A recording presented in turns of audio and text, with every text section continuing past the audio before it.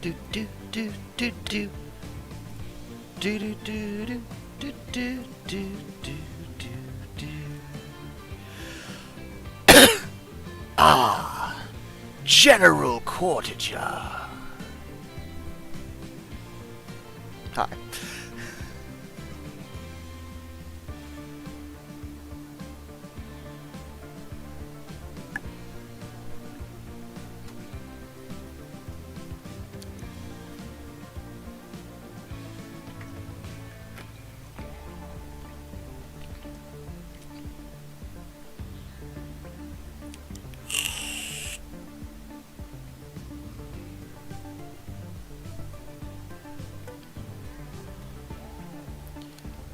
I started a lot earlier tonight, which means I'll probably end a lot earlier tonight. But, you know, YouTube's recommending me my own video. Okay. Uh...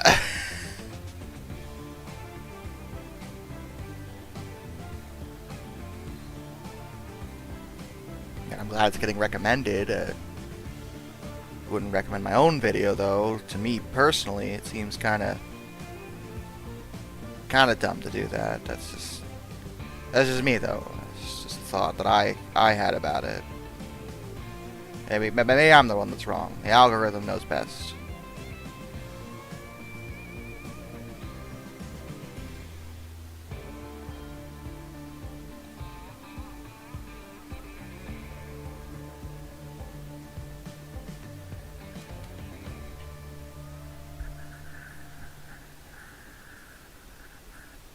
Hi, SP Rail fan.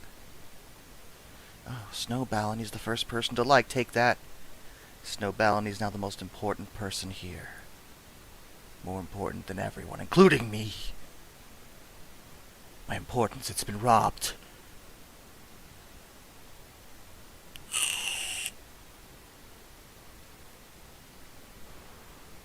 Cool picture. You mean this one? This is a loading screen of the game I'm playing.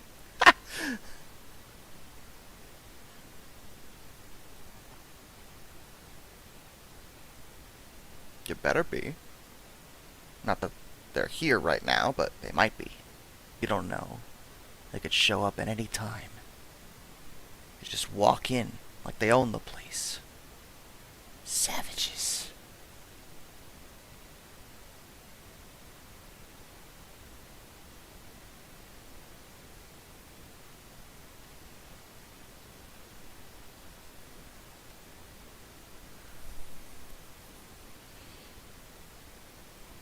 Do another video of 5 worst planes? I've been thinking about it. It's been a while since I talked about planes. There's a lot of bad planes, so that could go on forever.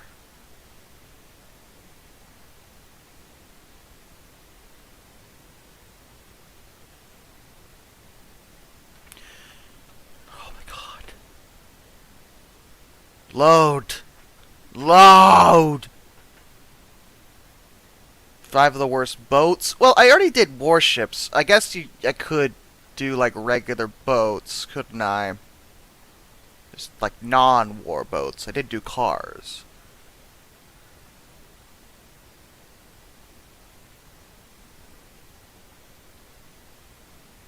So I suppose boats aren't off the table.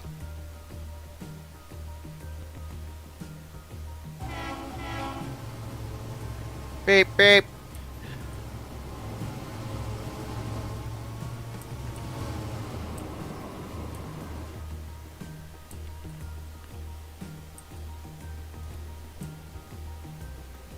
Time of the most overrated. I don't like to do overrated because, like, it's not really up to me to decide that, you know? Like, it's generally people's opinions on the matter. I'm not so full of myself that I think I know everything.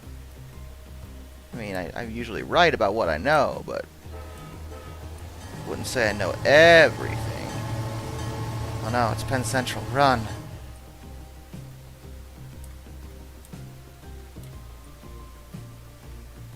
That's right, I was working on a proper highway system that wasn't going to get clogged with traffic, which is going really well, as you can see.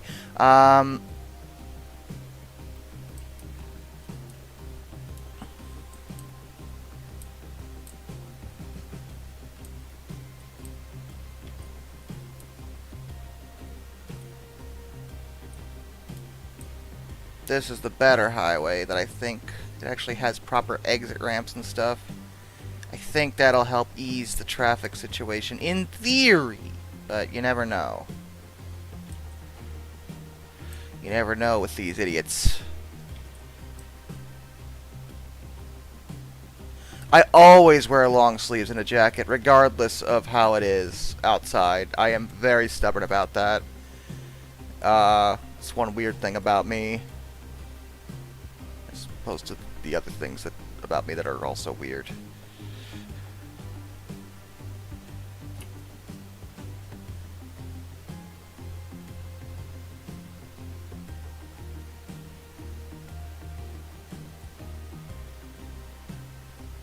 Yeah, see, a lot of people wear like shorts in the in the winter.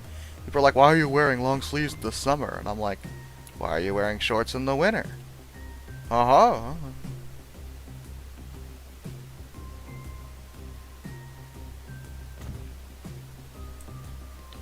'Cause I like long sleeves. I don't like short sleeves. They weird me out. Did I not just place that? Okay, there. What the heck? I just did that. Where is it?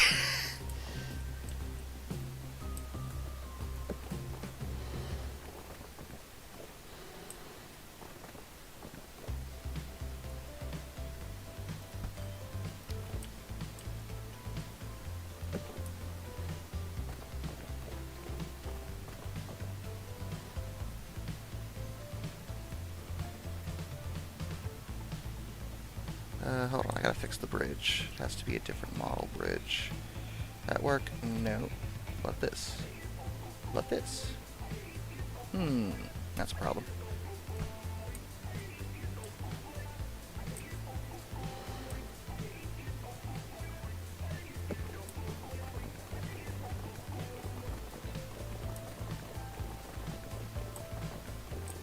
Narrow angle? What are you talking about?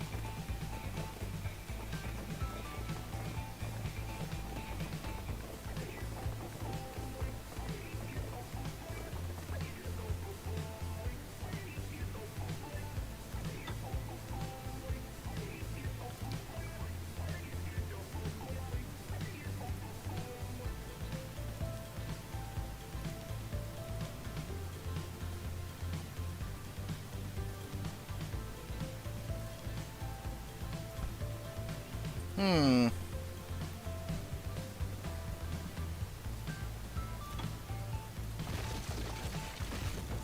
I think we're looking at the end of the road on that one. Do not think I can make a highway that works that way.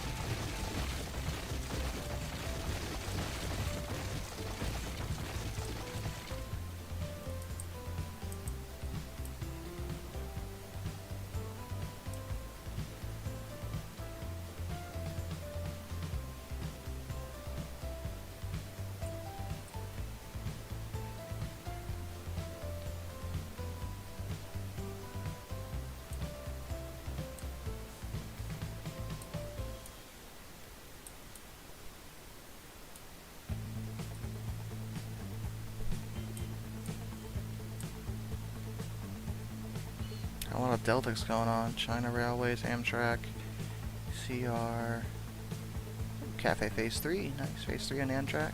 Okay. Okay. Ooh, the Toronto CRLV. I like the Toronto CRLV. It's nice.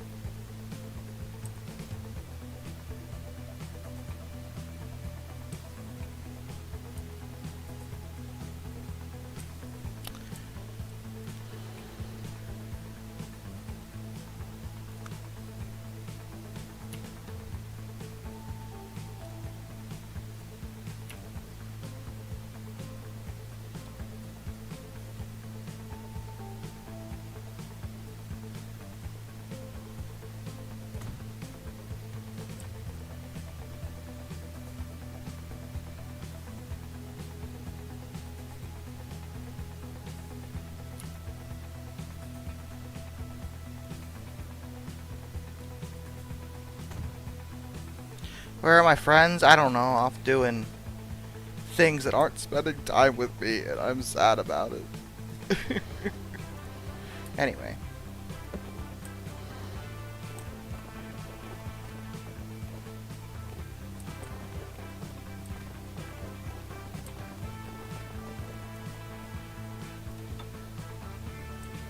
Too much slope. Slope on what? Why didn't you just go over it? It makes no sense.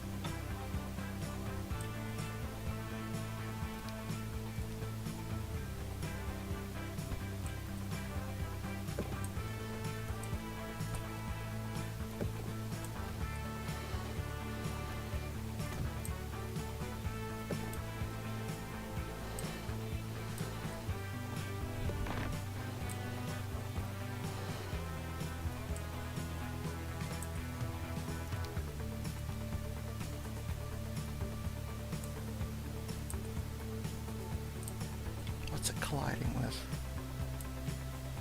I see the problem here.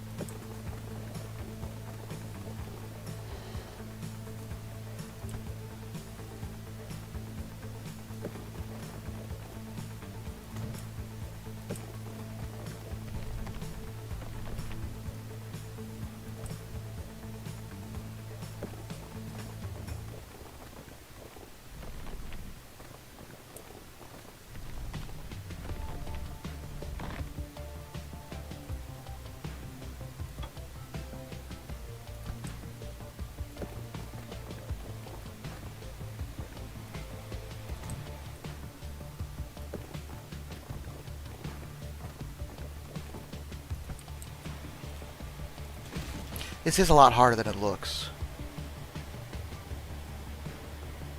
I am supposed to be making a railroad. Listen, this is called transport fever. I'm an equal opportunity transport person. Don't be negative.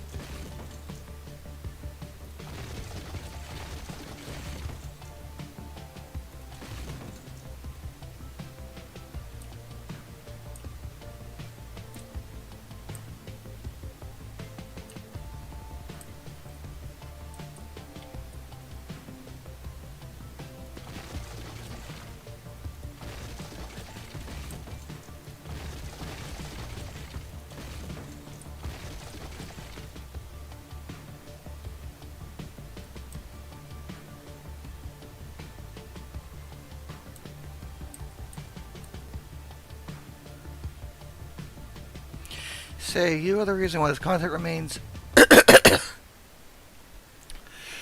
Oh boy, okay. Tribal has a point. Well, yeah. We do need more high-speed rail. You are the reason why this content remains exquisite beyond recognition. Man, I should start charging for those. Okay, that's all I'm trying to say. You guys are so... Some of you are so into that. And, you know... Not that I don't appreciate it, but...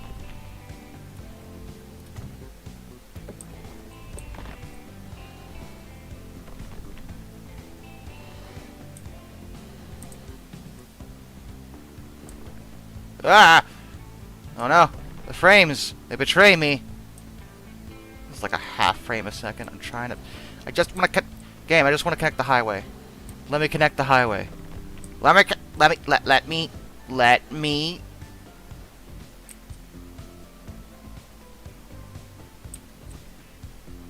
Come on. Come on. Oh, oh, oh. Oh, can we do it here? Yes? Yes! Oh, thank God.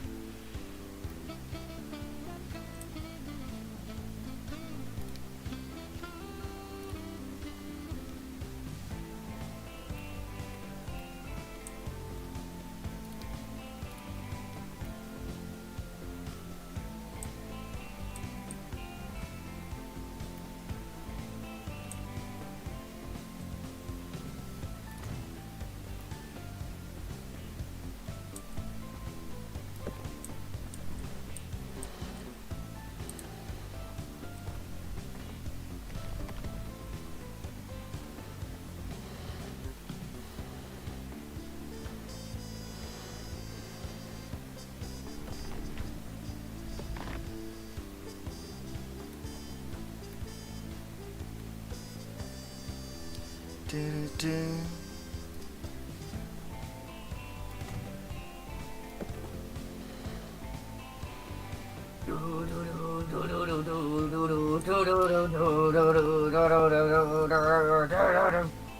People were asking where you were. They were like, "Where's Kane? I miss him. He's my favorite." I am the new star of history in the dark. I will take over the channel. And instead of doing actual history, we will be talking about video game history. Like the Magnavox Odysseys 1 and 2.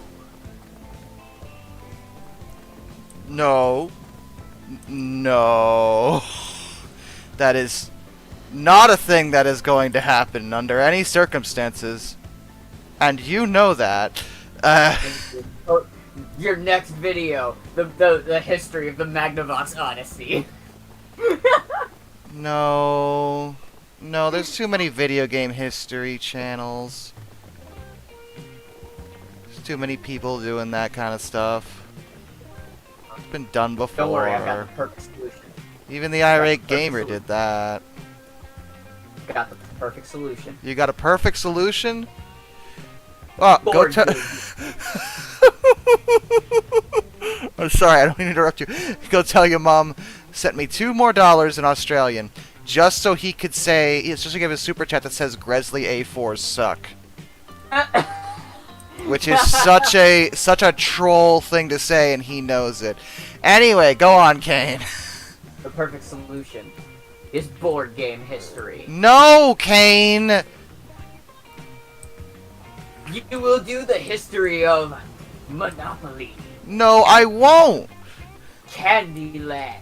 Although I do think Monopoly's story is hilarious because it was created specifically to show people, because he was a socialist, the inventor, and he was like, this game will show people the horrors of capitalism, and everyone loves it. It became a hit. Everyone loved it. I mean, not with everyone. Some people understand how bad of a game it is. It's really, I think it's great. But then again, I always win, so I cannot tell you the last time I lost a game of Monopoly. Okay, Sounds like you got a monopoly on that. I do. I really do. It's a serious problem. I can't stand Monopoly. I think it's one of the worst board games I've ever witnessed. Definitely not a fan of it. I would rather play Sorry.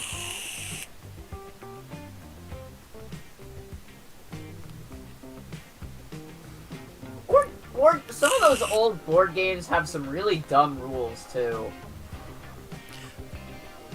Yeah, I mean, it's not. I mean, no game is perfect. Also, will I ever do a Q&A? You can ask me questions right now. I'm literally sitting right here.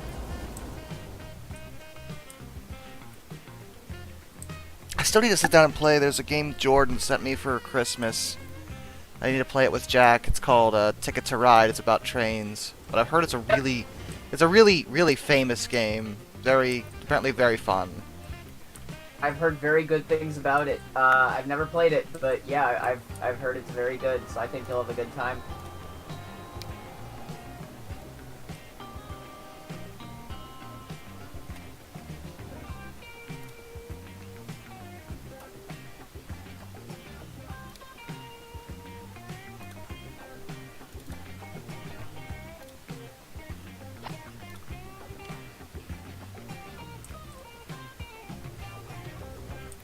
Favorite propeller train? I mean, at least the Schienen Zeppelin looked like it was well put together. The Russian version was like a shack on wheels. It was ridiculous.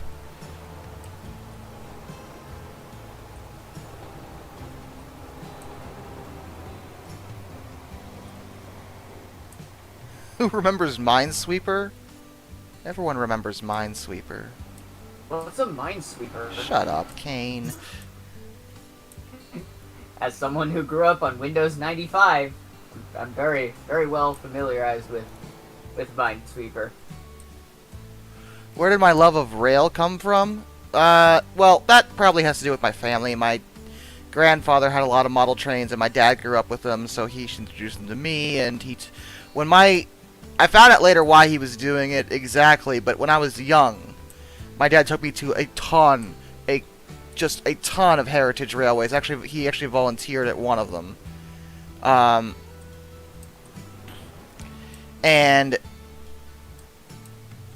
So, like, it just became kind of our thing. We would go train spotting all the time. He would take me to McDonald's, and we would sit there and eat while we watched trains go by. Like, it was, it's one of my fonder memories of when I was a kid. So it probably has more to do with my dad than anything, and my grandfather. But the reason this tells you something about my mother. The reason is that my mom was pregnant with my little sister at the time, and she couldn't stand me at that time, and begged my father to take me anywhere else. Oh no.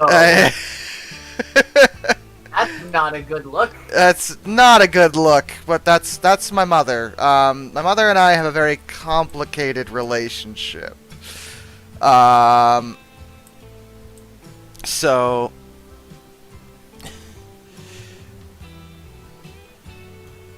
it's not that my dad didn't want to spend time with me, though. It's not like he was forced to do it or anything like that. It's just that's why he was doing it so much.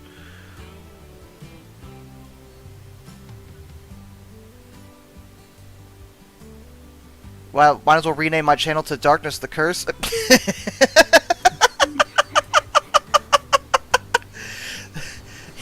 They don't know, Kane. Darkness the Curse was the name of my first YouTube channel and the handle I go by on most things. The reason why History of the Dark is a different name is that I have a channel named Darkness the Curse, and that's what I used to do my video game reviews on. The channel's still there. It's actually in the description of every single one of my videos. So you can go see my game reviews if you're interested in that. I don't do those anymore because they're not profitable at all. No one liked hearing my big brain talks about video games, okay? But history took off, which I enjoy a lot more anyway. So, but Ride the hype train. yeah, yeah, there you go. I'll be back in a second.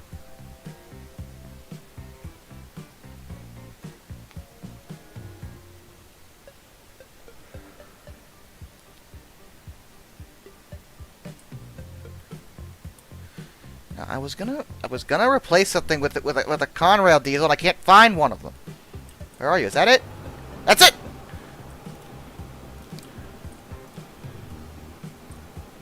Boop.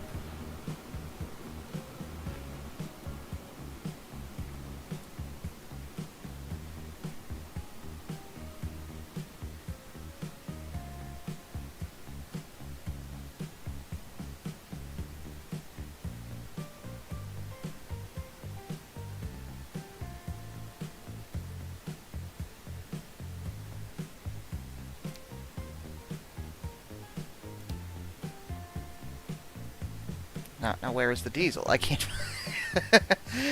Bear with me, I'm trying very hard to find this thing, and its appearance is apparently not as obvious as I was led to believe. Seriously, where is it? I know it's on here! I have so many mods and so many engines. It's usually not nearly this complex. Now, I saw it unlock. Why is it not here? What the heck? Where are you? Not a cool enough train. Is that it? No. This is making me mad. It's also not a cool enough plane. Shut up, Kane. Never. Never? You can't throw me off this train, Josh. I paid for my ticket. I'm sitting in my seat. Yeah. Sir, this is actually United Trainways. I'm afraid you'll have to give up your seat. There it is. Christ. Took forever to find that. Boop. Conrail.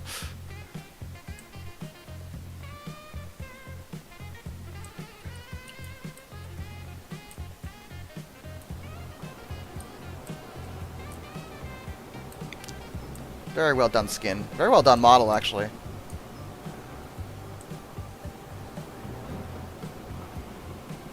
If you were to have a Steamboat 1 diesel, which would they be? If I would own one, dude, I live in a cheap apartment. I suppose by this scenario, I would have room for any kind of locomotive anywhere. Like, the problem with owning a really large one is I just can't fathom. Like, I wouldn't want to keep something that large to myself, you know? And, like, I would probably own like one of those little Union Pacific switcher tank engine, not tank. They're tender engines, but they're those little tiny ones. And then I'd probably want like a teddy bear, a freaking one of the British Rail teddy bears. I like those things.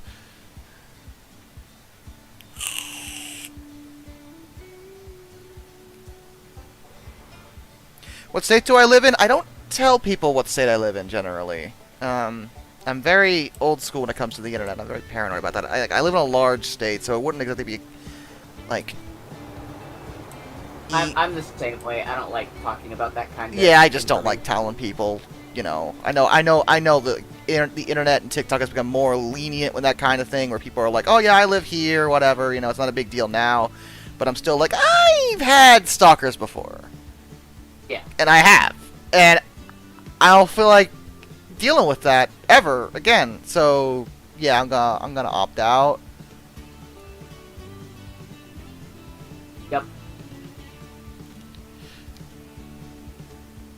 But I will tell you where Kane lives. He lives in Hyperlinked Blocked. I thought you were gonna say Hyrule or something. Like you're just come up with the fakest video game country you could think of. Oh, yeah, that's where I live. I live on the island of Sodor. Don't you know? That's where I live.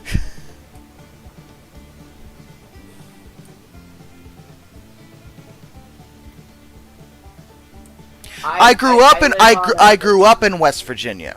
I don't live there anymore. I did, but I was raised in West Virginia. I live on Isla Nublar. It's very awkward and weird. Hold on, I gotta go get that raptor out of the fucking yard again.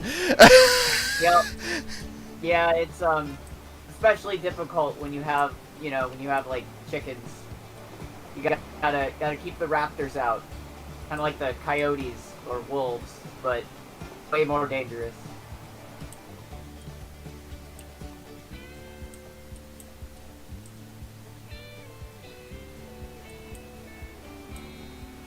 Favorite restaurant and favorite food at that restaurant. I don't usually go to restaurants is the problem.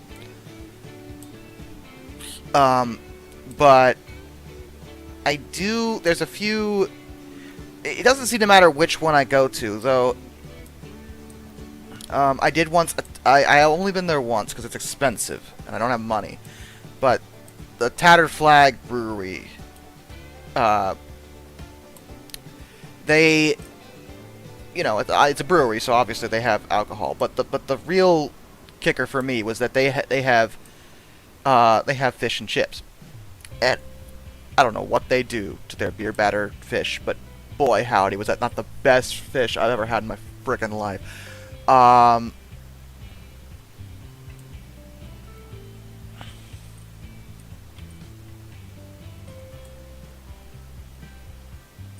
mean, if he wants to keep saying "I am your toast," that's fine.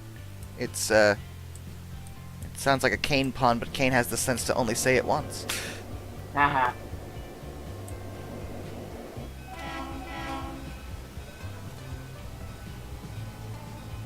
I just There's another bar around here that sells. They have onion rings, and I don't know. Again, I don't know what they do with their onions. Maybe it's just the beer batter thing that gets me, but their onion rings are just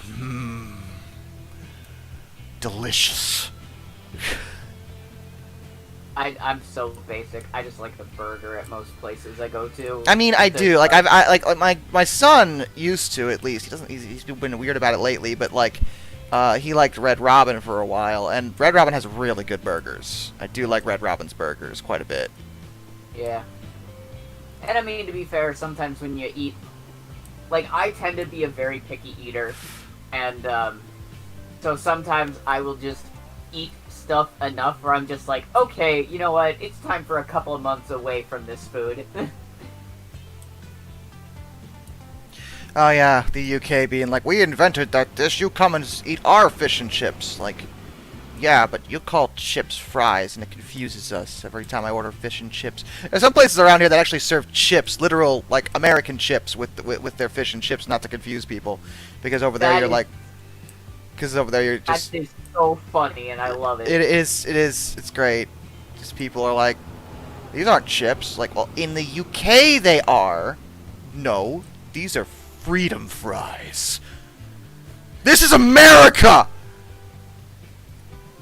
Would you like fish and fries or fish and chips? And then they serve you the same thing. Yeah, exactly.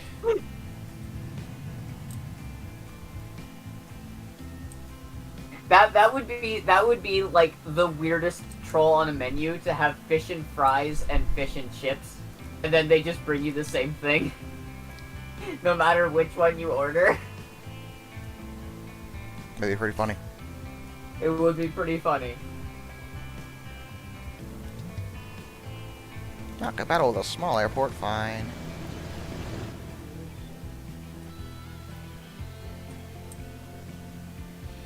Chips are different to fries, though. In America, they are. My understanding is that in the UK, they call chips, like, they call French fries chips. Whereas we call chips, well, chips. I don't even know what they call potato chips in the UK. What do you call the chips in the potato chips in the UK? I don't actually know that, and now I'm really curious. I have no idea. This is gonna bother the crap out of me until I figure it out. You tell me the truth.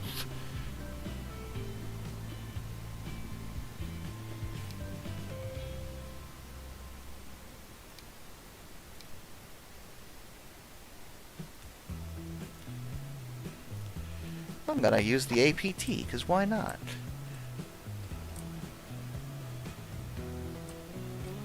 Dang it. Josh, just as a side note, just as a quick one, considering a conversation we had yesterday. The hardest thing for me about playing, Spyro Dawn of the Dragon is that I own the Wii version, because it is the cheapest version you can own, because the PS3 version for a used copy, if you're lucky at that point that I was looking at, it was like $50 to $60 for a used copy. Mmm. And the Wii version was way cheaper. So like the hardest part for that for me is it uses motion controls, which can be a bit iffy sometimes.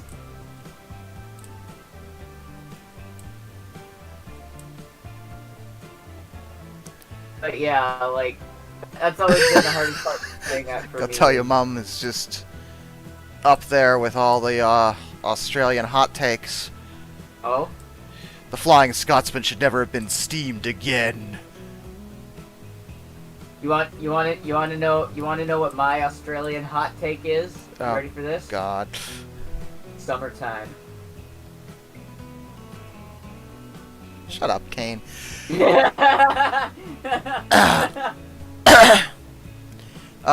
First of all, U.S. terminology is better than U.K. terminology because I said so, and I live here, so I know better than you. Anyway, but,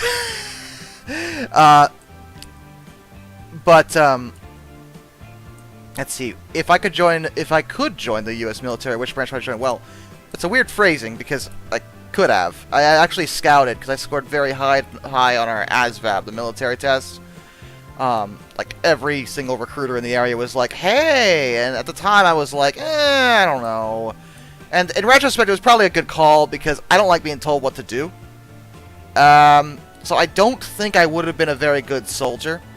But I was always partial to Air Force because I love F-22s, and I would have wanted to be a fighter pilot.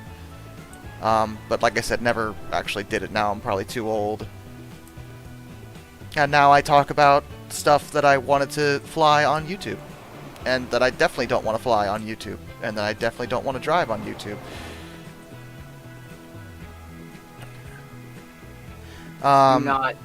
Do not hire me as a soldier. No.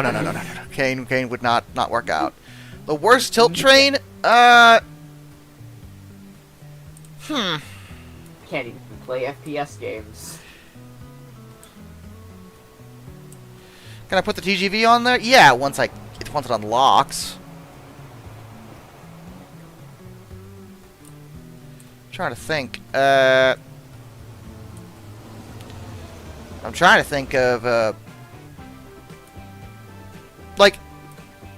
So I guess you could say the prototype APT, but it was a prototype. It wasn't done yet. It wasn't even meant to be where it was. So it's kind of hard for me to blame it for its problems because, you know, it was put out there before it was ready.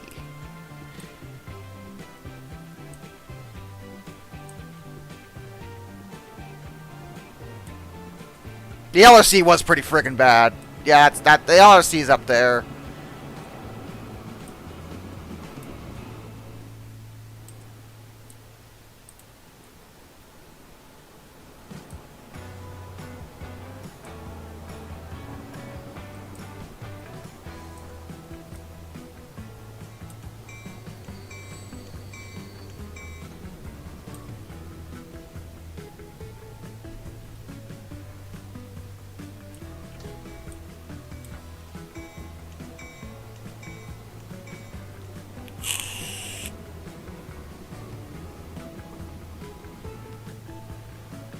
Ugh. Food channel on the Discord? Never. Do I look like someone who does mukbangs? Because I won't.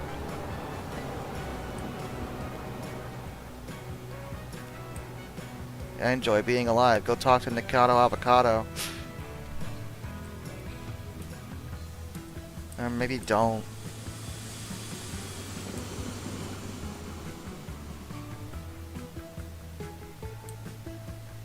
Conrail didn't actually fail. So Conrail started out as a government-owned company to help with freight management. It was basically, I'm going to talk about this later this week, obviously, with Penn Central, but they took over the vast majority of Penn Central's lines, as well as a lot of other bankrupt railways, for the sole purpose of keeping those rail lines open. eventually they turned a profit in the 80s when a lot of government regulation was switched up, and they were doing really well. The issue was they were still considered and viewed, even though they were privatized, they were still viewed as like a government entity, and they just decided to stop being hands-on, like, because Conrail still technically exists. They just stopped wanting to be hands-on with the management of the trains. So they split and divided their actual lines and management between Norfolk Southern and CSX, which is where their lines are today. They could have kept going. They didn't really fail in a sense. It's just they kind of decided to stop being as major of a thing.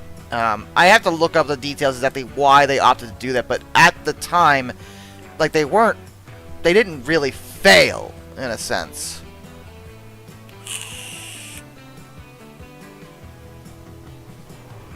Yeah, exactly. They do a lot of behind-the-scenes stuff with the management. They don't actually deal with the trains directly anymore. Their decision to do that, I'm not sure why they did that. I guess they just wanted to just hand their stuff over.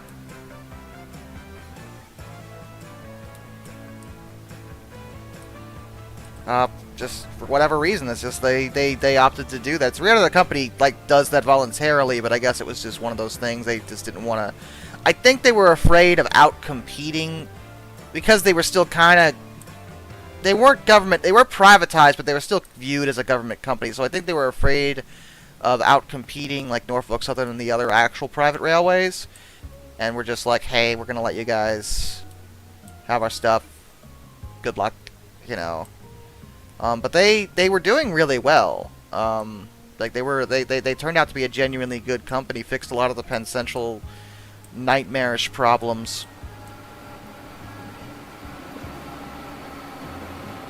I grew up very much in a Conrail area, and I remember seeing Conrail all the time. I was very upset when I found out Norfolk Southern had taken over the area I was in at the time. But occasionally, Norfolk Southern hasn't always, repainting all those engines is expensive, and for a while, and even now, you might occasionally still spot a Conrail diesel, because Norfolk Southern just never bothered to repaint it.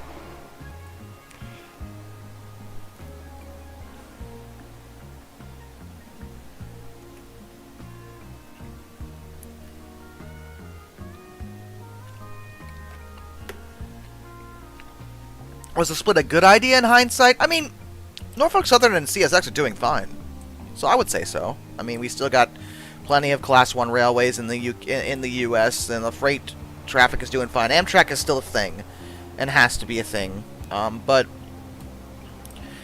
I still believe firmly that one day, maybe not super soon, but due to the trend of gas prices and stuff, I think trains are going to be used a lot more, and we might see large-scale private passenger trains again in America.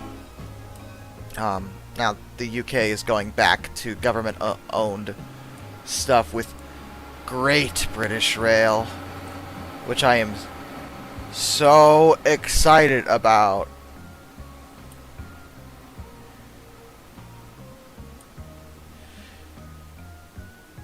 Amtrak is nationalized. What are you talking about? They're still a government-owned entity.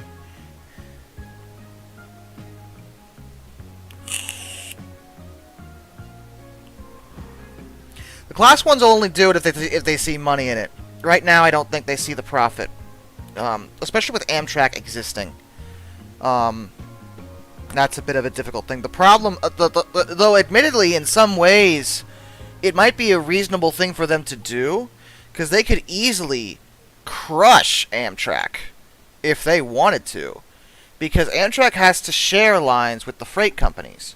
The freight companies are the ones that own the majority of those tracks.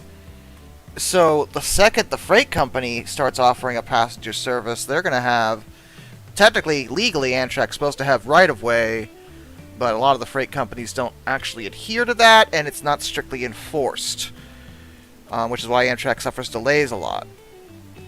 And if they started having their own passenger service, that would muck up things quite a bit. it'd be interesting to see how that would turn out. I'd be interested to see it just because more trains, you know. But with the trend of things like, you know, look, I understand electric cars are cool and all. They're not a solution, though. People think they are. They think they're helping. They're not. Lithium-ion batteries are atrocious. Atrocious. Atrocious for the environment. They are terrible. Confirmed for me, Kane. Sorry, what? Lithium-ion batteries. They're bad for the environment, right? Oh god, yeah. Yeah, see, there you go. You caught me in the middle of reading about how terrible the Wii is for left-handed people. Yeah, right? Twilight Princess and Skyward Sword are offensive to lefties. How mean of them.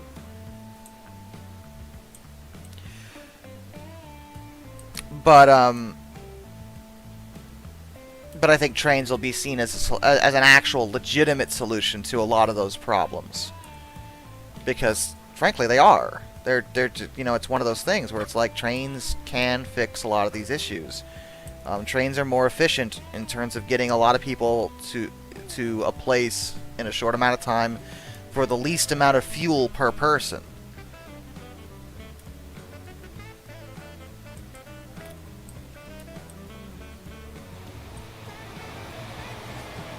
Yeah, so the notion of trains, you know, 'cause some people in the problem is, you know, I've talked about this a lot before, but like in America especially, trains aren't as ingrained in our culture anymore as they once were. And it's going to take a pretty drastic shift back to get things back to the way they were with that. It'll take some time. But I think at some point it'll happen. Because it's either that or everyone pays $10 a gallon for fuel, which makes me want to eat broken glass just thinking about.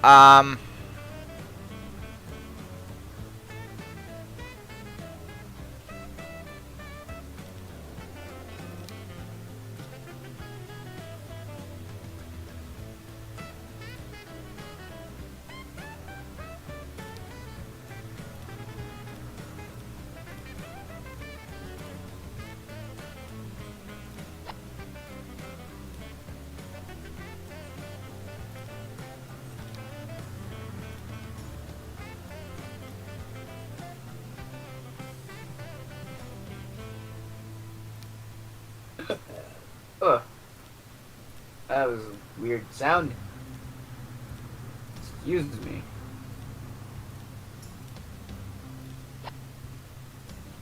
Because you think about trains in a way can have like 0 emissions. Because you could electrify an entire rail line. You know, they could run off the wire. Cars can't do that. And the power plant can be solar or wind. And just like magic, you have a transit system that has a minimal, absolutely minimal environmental impact. You know, everyone's worried about the frickin' cars, and I'm like, there's a very real way to do this that none of y'all are taking into account, and frankly, it annoys me.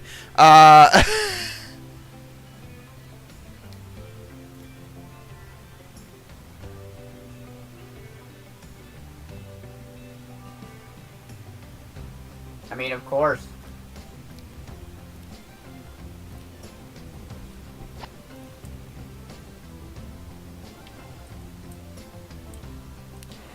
See, look, an electric train. Ta-da!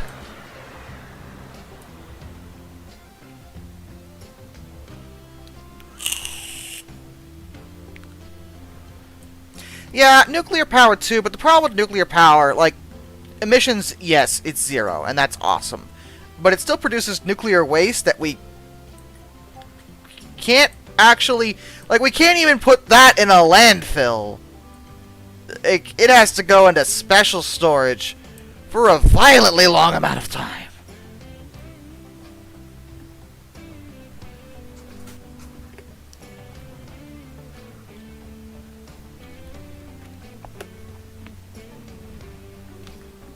Solar and wind aren't perfect either, but you know, there's a way to do. Like, we have a lot of space. Like put more solar panels in Death Valley. We're not even using that land, and it's really sunny there. Okay.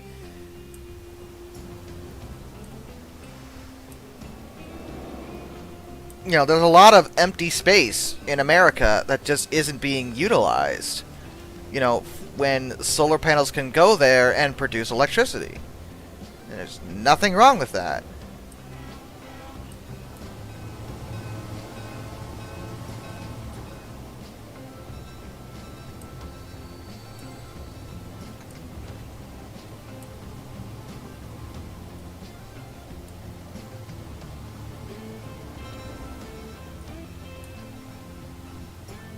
I'm not saying that, like, there aren't problems with solar and wind that need to work. Like, no, there's no perfect solution. Everyone keeps like, if we do just solar and wind, everything will be wonderful and happy and great. Like, no, there's still a lot of things to work out here.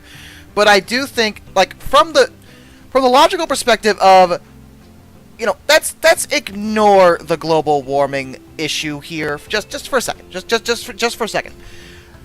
Just hear me out. Let's ignore that and just point out that, hey, we're gonna run out of fossil fuels. It's gonna happen. Probably not this century. Probably not even next century. We're going to run out, though. Why are we utilizing a resource that is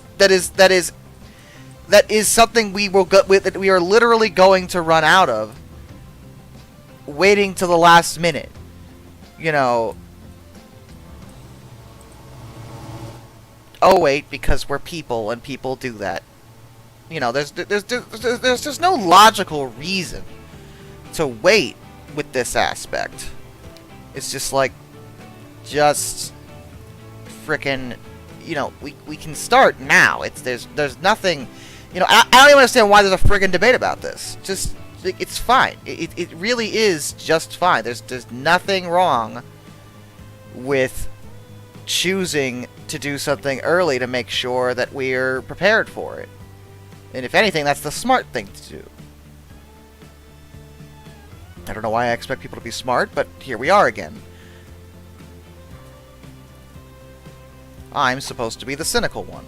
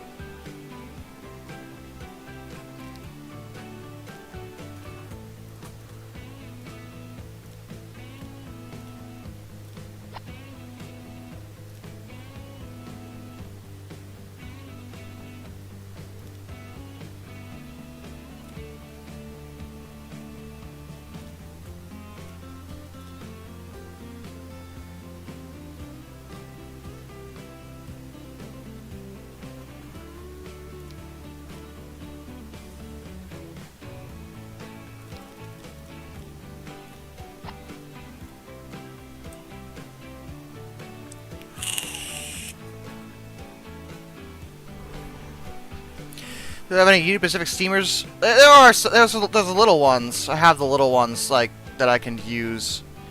Trying to replace all my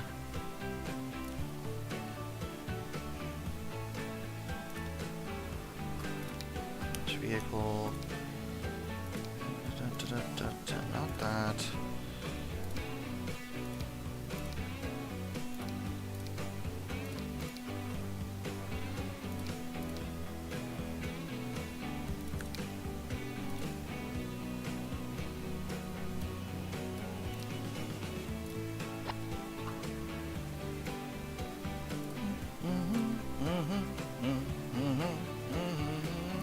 I'm gonna derail this conversation for a minute. You're gonna derail the conversation. Yep, a little bit. Go on. You know what I think would have made the Wii infinitely more playable for everyone and not just right-handed people? I mean, I'm sure you're gonna tell me. For one thing, a mirror option. It's not hard. It's not. That's not the way the game was intended. Just mirror it. That's not the way it was intended, game. I don't care. Mirror it. But the other thing, and more importantly, the biggest issue that I've always had with the Wii is that I just think that the Wiimote and Nunchuck are designed for right-handed people. And switching hands doesn't help as much as people think. Because the problem with that is that you're already half comfortable one... Like, okay, when right-handed people use the Wii, they're fine. The way that you're supposed to do it is nunchuck in your left hand, Wiimote in the right hand. That's, as far as I can tell, that's how you're supposed to do it in every game. That's how everything is run. Fine. The issue that I take at that point is that's fine. Because your left hand is still controlling movement like you always do. In any video game, the left stick is always your movement. Always. Left stick moves your character. When you switch hands, you have switched your movement you've switched your movement to the right stick. Yep. That's You're really talking to another awkward. lefty. You know I know about this. I know, and it's just like it's so frustrating that people don't see that level of shifting, and not only is it that level of bad shift, but then you have your camera on your left hand, or you do all these other things with your left, which, okay, now your left hand is comfortable, but now your right hand is awkward. No matter what you do, if you switch the controllers, it's always going to be a problem. The only way to solve that is to just have Wiimotes with analog sticks. Just have two Wiimotes with analog sticks that you use to control everything, so you can customize them how you want. Never! Also, yeah, still annoyed at Twilight Princess Wii and Skyward Sword.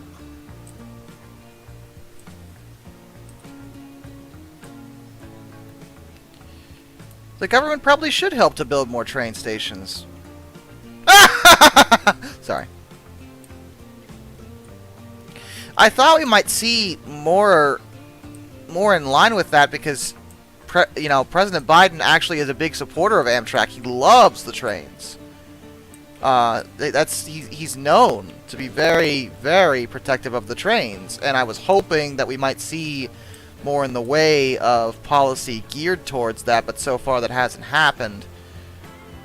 But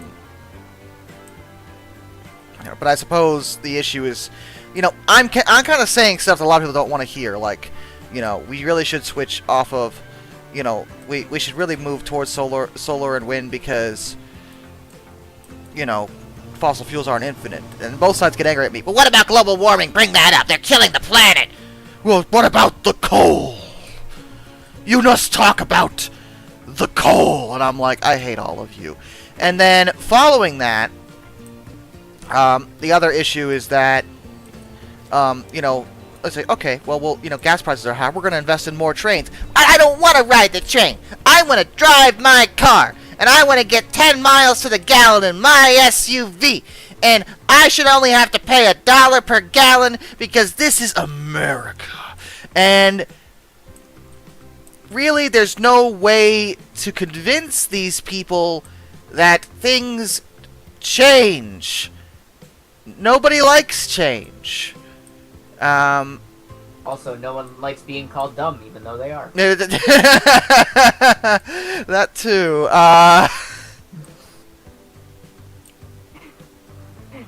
Just letting out all the sass in that regard. Yeah. That's the other thing that frustrates me, because it's something that I've dealt with in something as small as gaming in this regard. Because every time that you suggest something like, hey, maybe we should look into the idea of renewable energy. Never!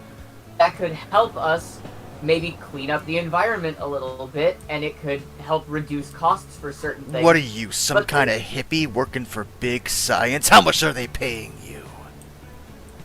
But then all anyone responds with, they act like what you've said is okay, let's eradicate fossil fuels, your cars, and everything in the known universe tomorrow. The only thing we'll ever be able to do is solar energy now and forever. And it's like, that is not what was said, and that is not what is implied, and I'm sorry that you are too stupid to see that. Biden has not made gas prices worse. The president doesn't frickin' control the gas prices.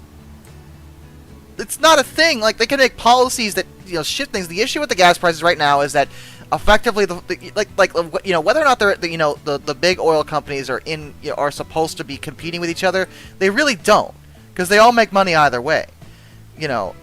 So the issue is that we have, kind of a monopoly situation where they can charge whatever they want and blame somebody else for it. When in reality, no one's holding these companies accountable. They're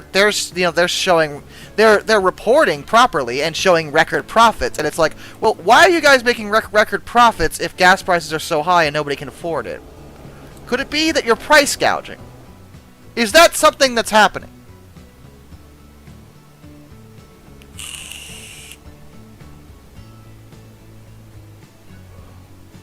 Throwing it out there. Just a thought. I just think cars are an issue in the way that they tend to be overblown. The amount of reliance that people have on cars is kind of sad. Like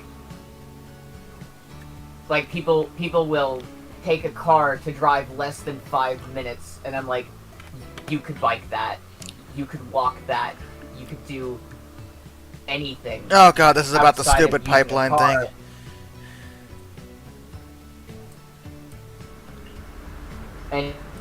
And like, you're just wasting. You're not only wasting fuel, you are polluting the air by just driving 5 minutes when you could get on a bike, do something else to get where you need to go if it's a less than 5-minute drive.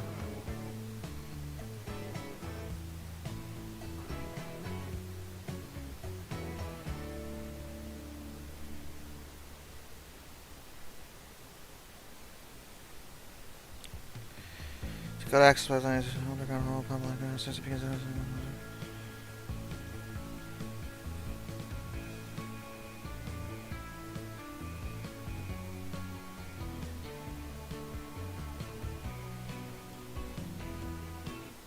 second. There's something I want to double check on this. Because everyone keeps saying that. For some of the Dakota Access Route, apparently that's a thing, so I don't know why everyone says that's closed. Hold on a second. Biden shuts down pipeline. Let's see which pipeline we're talking about. The Keystone XL pipeline. Okay. Different pipeline. Keystone XL pipeline.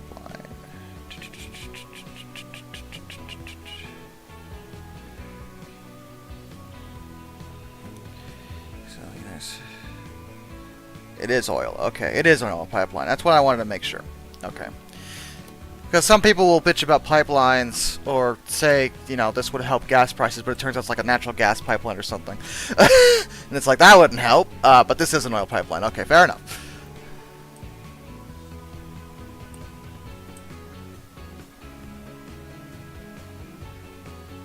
Making any kind of, efficient alternate travel method, having competition and doing different things than just using cars, I think is always a good thing. Oh my god, everyone talks up hydrogen. We can't frickin' use hydrogen. We can't get it out of the water for, because it takes, too much energy to break apart a water atom or water molecule to get the hydrogen, and hydrogen is the most prominent element in the universe. Not on Earth, though. We can't use hydrogen. Also, the flammable issue is irrelevant. You know how friggin' flammable gasoline is? That's stupid. So that's not really a problem. The problem is that there just isn't enough hydrogen to make that work. Yep. You have any idea how little hydrogen there is in our atmosphere? You get it out of the air? Do you realize how much hydrogen is in our atmosphere? Because it's not really that much in the grand scheme of things.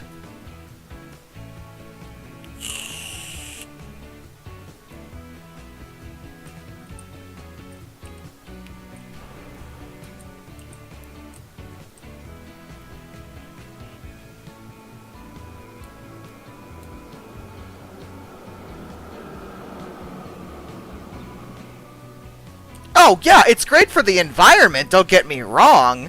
The byproduct of a hydrogen motor is water. So, I have no issues with hydrogen when it comes to the environment. My issue is that it's not economical, it's not feasible. We can't get enough hydrogen to make that work. There is so much more oil on the planet than there is hydrogen. It's just a fact. If everyone, let's say tomorrow, all the engines in the world were magically hydrogen engines. Do you have any idea how not enough hydrogen we would have to fill the demand? It just wouldn't. It's not possible. Not unless we find a better way to break up water molecules. You know, that's actually energy efficient. Because then it's a cycle. You know, you take the hydrogen out of the water, put it in the motors. Waste product is more water, and back again. That'd be really good. Yeah, on paper, that's great. We can't do that. Not yet, anyway. One day, maybe. One day, maybe we'll figure out a way to break apart those molecules that is efficient. But right now, semi-trucks with a catenary system? What? Oh, what? Just make more trains, you idiots! Just overhead wires.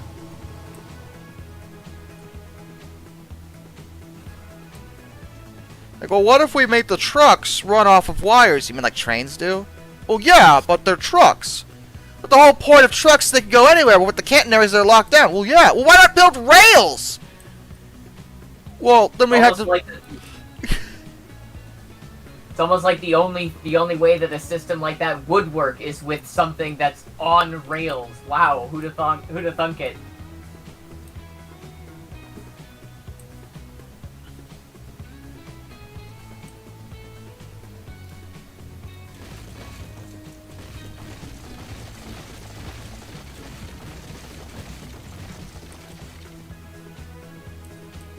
Also, the other reason why trucks would be a terrible idea for that, especially on like roads and stuff. You all know that semi-trucks exist, right? And they kind of need to get places, and I feel like wires would just destroy everything. Well, thinking about it, maybe the trucks have an onboard rechargeable battery, and when they're hooked up to the system, it charges the battery, so they can actually go off the juice for a while. Yeah. And in that regard, maybe that makes some sense.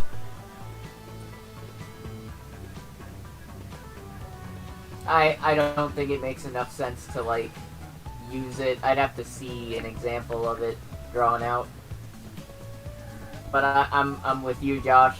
Just make more trains, guys. Makes way more sense. The other issue is the airlines, actually.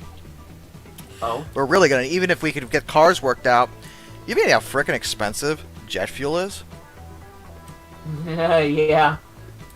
Like, no one thinks about that. We do not have, if we can get cars worked out, maybe we cannot work out how to run a plane off of renewable energy. Not an efficient way. They have like one solar powered plane and it is slow as dirt. Because of course it is. It can't even carry anything beyond itself because the technology is too early. You know, Yep. maybe one day we'll get to it, but boy, howdy, this is, like, that is, yo.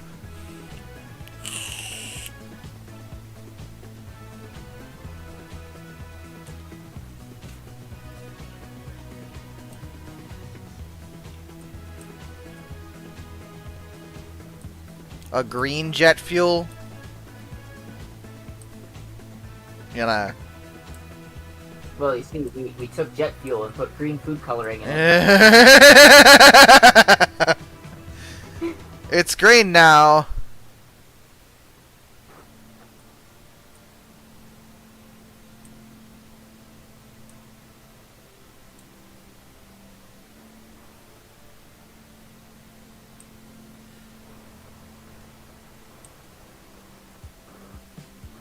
We don't need to change at all. Go tell your mom. We don't need to change. Nobody likes change. We don't need to change how we live. Well, I just want to drive and drive and drive forever. Just like my ancestors did. My ancestors rode trains. It might be a dumb question, but you're going to ask it anyway. But wouldn't changing fuel and our usage of cars and trains be changing our lifestyles? Like, wouldn't that technically be the same thing? Well, yes, but people don't assume that. People think they can just change what fuel or cars are using or whatever and everything will be fine. When in reality, the truth is that we need to change how we get from point A to point B, especially in America. We're too reliant on cars. We simply are. You know, even if the fuel issue can be fixed, you know, we have to worry about traffic. Yeah. Like, traffic's always been a nightmare, and it's like, well, just add one more lane. No! Stop adding lanes! Get there some other way. There are other ways to do this. Yeah. But people don't like to change unless that change happens to be a very convenient thing. Like Uber. Uber changed how people can get around. Because, you know, it made regular taxis obsolete. People like Uber. Because it's convenient. And they just say where they're at, the Uber comes, they pay a fee, and the Uber driver makes money, and they get where they got to go. Everything's great. You know, wonderful. Here's the TGV, by the way. Francis high-speed train. You know, but, you know, if whatever it is seen as more of an inconvenience, people aren't going to want to frickin' do it. You know, like, well, I don't want to have to go to the train station and ride on the, like, I want to be able to shut up. Shut your stupid face.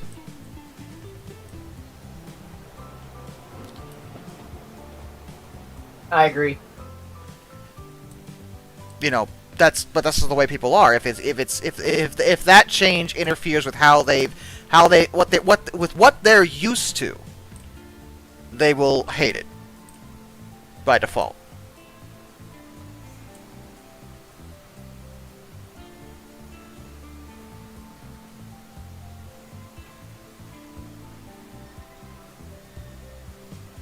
Yep. You know, because we've wanted to put in a high-speed rail line in America. Like, people have wanted to do it. It just never had the funding or the backing or, you know, whatever. And it's like, you know, well, we have cars. Cars will last forever. No, they won't. And there are way more, you know, the weird part about people's defense of cars, I understand the convenience of them. But, like, as someone who has to get his car inspected this month and still has no earthly clue how he's going to do that, cars are expensive to own and to operate for the individual person. They are. And it's like, why do we want this? Is my question. Like, how is this better? Like, I guess the trade-off is that, you know, we have our own vehicles and can go whenever we want to. We're not adhered to someone else's schedule. You know, a train schedule, which I get. But it's one of those things where it's like, I don't. I think my other frustration about it too is thinking about it in some ways as well is like changing the way that people travel, like, obviously is going to be a learning curve for everyone, but I know I keep coming back to it, but I just use it as, like, an example of how you could kind of have both ways. First and foremost, this is not to imply that we are permanently getting rid of cars and replacing them permanently with trains. That's never been the idea. No, of course not. It's just to use them less when we don't need to. When we could put that money that maybe we're dumping into our car, one car payment could equal like 5 to 6 train rides. I pay $300 a month for my car, car payment. That's not including the gas and everything. If you factor that in, I could take probably 5 train rides to New York. Yeah. With that money. Like, you pay so much more on your car than you ever would on a train. And even if you're paying around the same amount, let's be honest and say the train is probably better anyway. Like, the amount that you... I mean, if we wanna boil it down for a minute, can we just say that hey guys, do you know it's way easier than driving a car? Sitting in a train and waiting for it to stop because you're not the one driving. Yeah.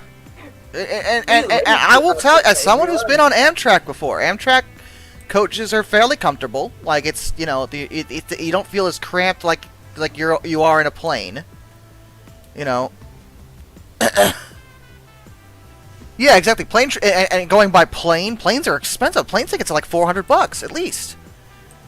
You know, like I've talked about this before. Like, Northeast Corridor of the Amtrak is probably one of the fastest line they have.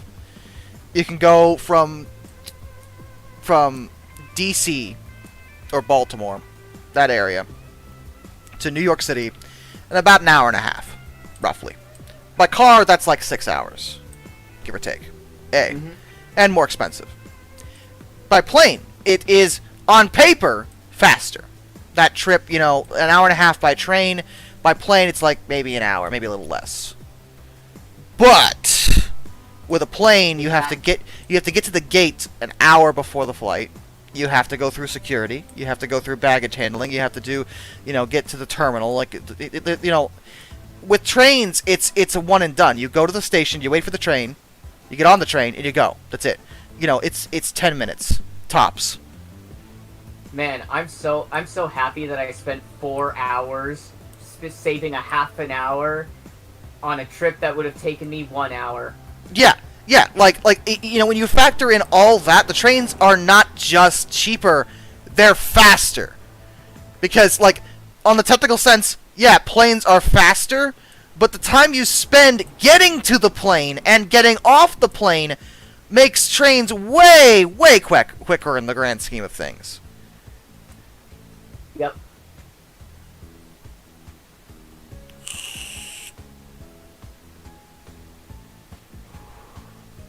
Intercity travel is definitely a problem. Like, New York City doesn't have this issue because they have the subway system. The subway system is actually very good.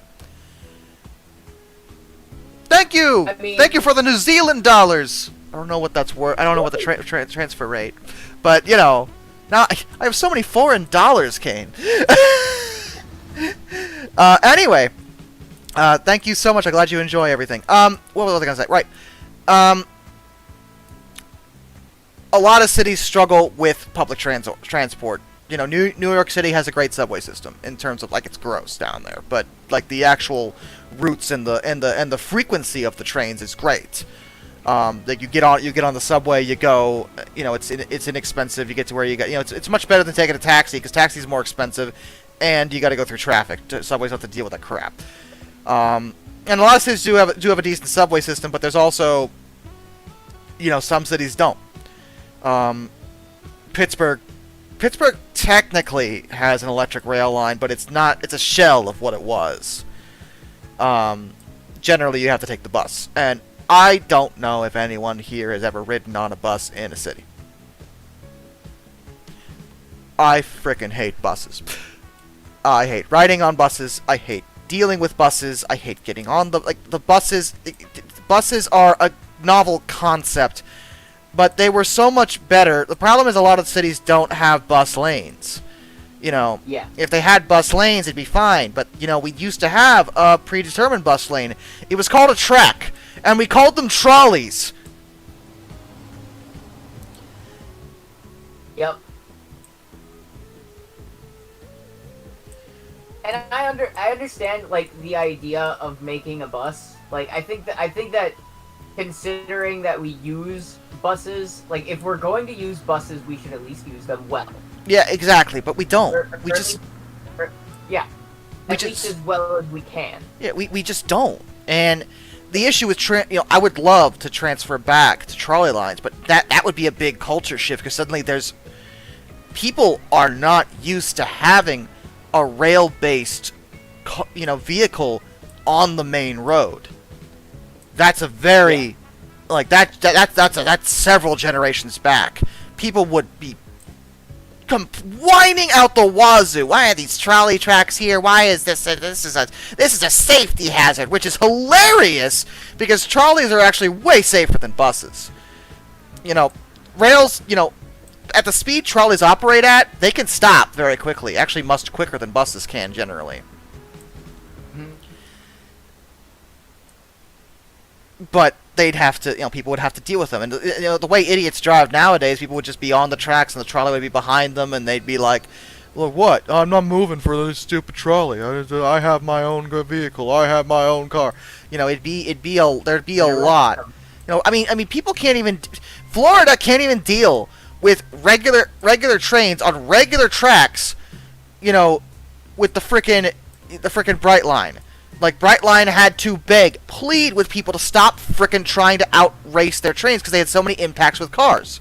And people were like, the trains are dangerous. No, you are, because you're the one trying to cross when the train's coming, you stupid God!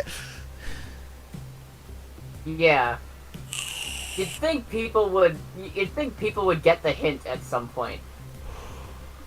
No. Our education system has failed so many people, I feel like. It's really unfortunate. I wouldn't even blame the education system. A lot of this stuff is common sense. Yeah. Our generalized education is honestly all right. It's getting people to care about learning is the issue. People don't actually care about learning stuff. They don't want to learn. They don't want to know things. Like, our culture has shifted in a way where, I was personally genuinely shocked with how many people started following me, because the big part of my channel is being, I consider I view myself as a I'm comedic, but I am trying to teach people stuff. I'm trying to give people knowledge when it comes to certain aspects. There are people still around that do want to learn, but a lot of people don't. They just want to be entertained. They just want to watch. They just want to, see funny nonsense. That's why I try to inject the humor too. It's a bit of a trick. It's like, this is really funny. Wait, do I know things now? Ha ha! You fool! Yeah. I have Dead Poet Society to you. Take that.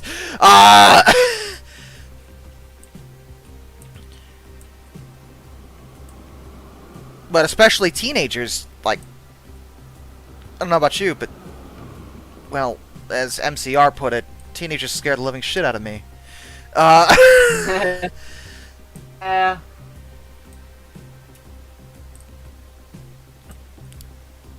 And and a lot of them just don't want to learn. They don't, they don't think they have to.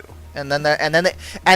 What I love about this is then they go online and be like, the school's not teaching me anything important. Why didn't it teach me how to balance a checkbook?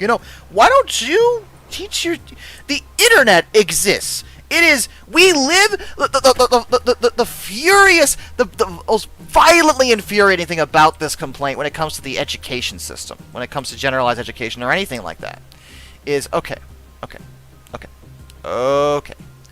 You think, you should have been taught this in school. Wonderful. You have the ability to go to Google and learn things.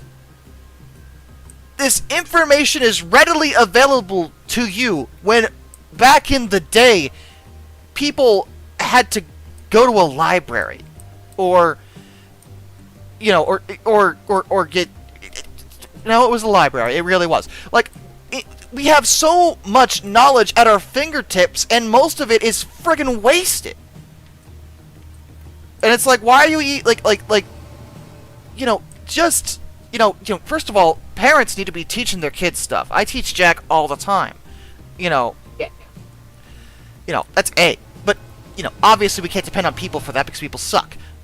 Okay, well, then, go to a reputable website and learn what you want to know. Like, there are so many avenues for people to learn stuff that they wanted to. Like, I didn't learn this in school. Well, great, now you can learn it now. It doesn't matter. Like, who the hell cares if the education system isn't perfect? There is no perfect education system. You can't teach in the span of, the whole point of generalized education, which I, defend because I think people are wrong about this, is that teenagers generally don't know what they want to do with themselves. The only way they learn is if they're introduced to certain things. Like, I didn't know I liked history so much until I was in history class in school, and everyone complains about that. Like, I hate learning about history. Well, it sucks. I don't. I liked science. I liked that kind of stuff. Like, I probably wouldn't have been introduced to it if, I'd been, had to choose, some more specific education early on. I don't think that system is necessarily correct. I think what the problem is a culture shift we need, where people actually want to learn things and are more encouraged to actually teach, go out and learn things. People are so locked in, well, I gotta go to school, I gotta go to college, I gotta do this, I gotta do that. You don't necessarily have to go to a school, technically, to learn a thing. I mean, Christ, I just did my last, it was a 3-video deal, by the way, my last sponsorship for Skillshare. Skillshare. There's plenty of websites just like that, where people who are experts in fields teach people how to do other stuff. They're not paying me to advertise this, but I genuinely think Skillshare, like that, is a genuinely good platform if you want to learn a thing. Yeah. But people have to give the effort. You can't force the big problem with any kind of generalized education with school is that it's inherently forced. It has to be. Yeah. People don't like being forced to learn. People need to want to learn, and people these days don't want to learn. They've decided what they know, and what they know is obviously correct because I posted on Facebook, and therefore it is correct.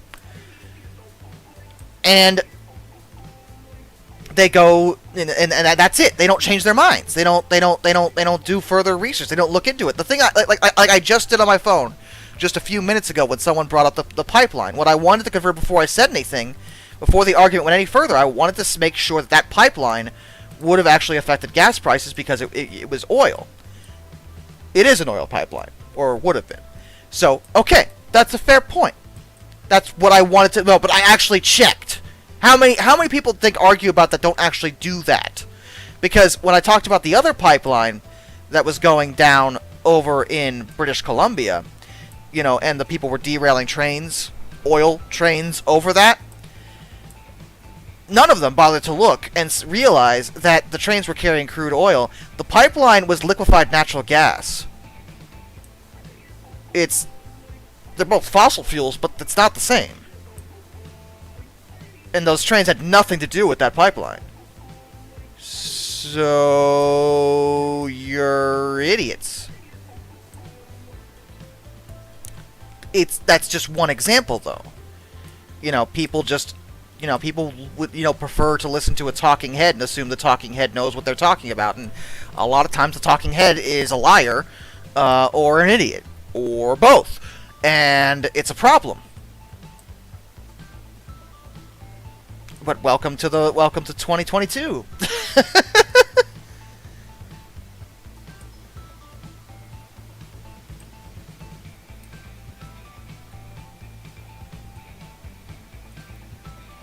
And while I'm still bitching about people, let's talk about, people always go with the trend of what's important to worry about.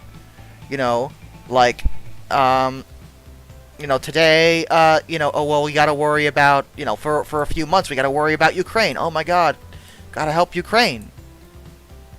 When's the last time you heard someone actually talk about Ukraine, though?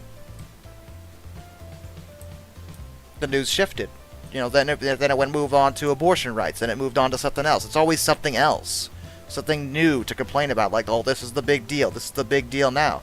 And what frustrates me is that, I'm cynical about people, but I'm not cynical about the world, because everyone's like, this world sucks. I can't believe we're living in a world like this. Like, these terrible things happen. You have any idea how non-violent the world has become in the grand scheme of things compared to the way it used to be? Like, violent crime in particular has dropped significantly, as has, general warfare. I mean, a few hundred years ago, England and France were going to war every other day. That's an exaggeration, but my point stands. Like, this is... We don't live... The world is actually... We have improved. We're not perfect. The world isn't perfect. We still have a lot of problems. A lot of things we need to work out. But we have gotten better. We have shown, that we are capable of getting better, and have continued to get better as time has gone on. We have not seen a global conflict like World War II in nearly a century. Whereas World War II was only 30 years after the end of World War I.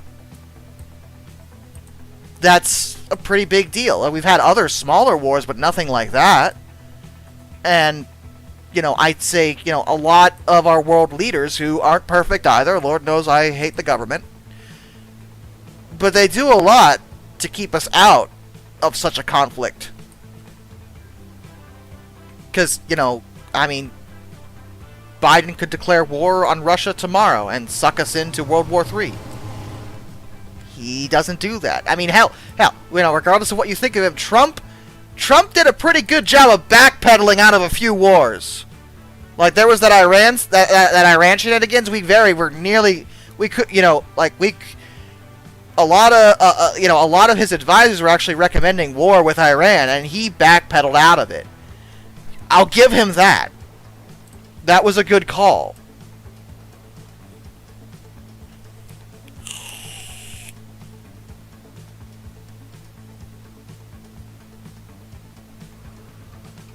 Always good when we can avoid war.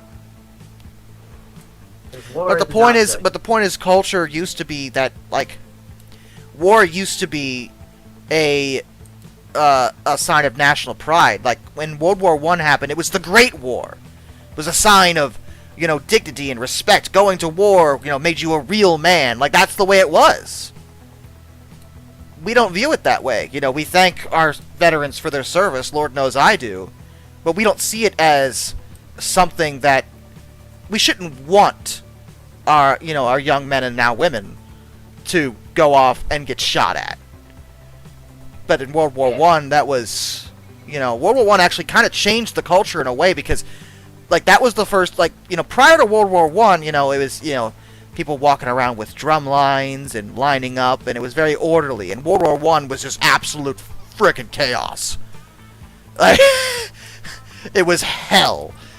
And then they introduced, gas attacks and all these other horrible, horrible things, where before war could be viewed as, like, very, very, almost honorable, with a duel or something. Now it's, people choking up chunks of their own lungs, which, I'm sorry for that descriptive came, because of chlorine gas attacks. Like, good God.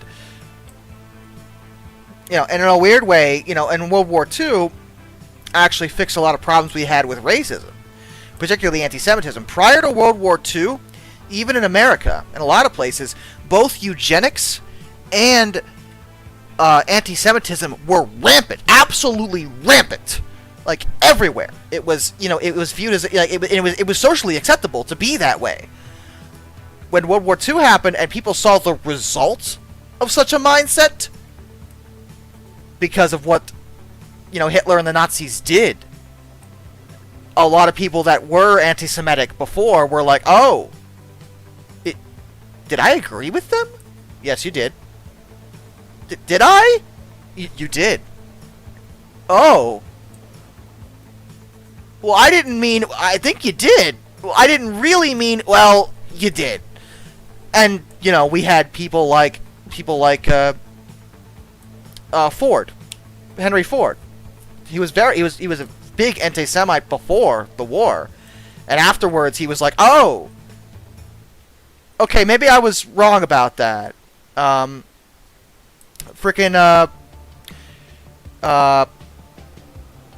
god, the writer of the writer of all the Cthulhu stuff, Lovecraft. Lovecraft was also a huge anti-Semite. After World War II, he was like, oh, well, I didn't mean you did, and he apologized and recanted everything. Like, he completely changed his outlook. Like, unfortunately, it took something that horrible to make people see the results of this kind of horrific attitude, but it worked. The point is, through horrible things, people, culture has changed, and we view war and things like that in a different light when we see the results of such a way to such a viewpoint.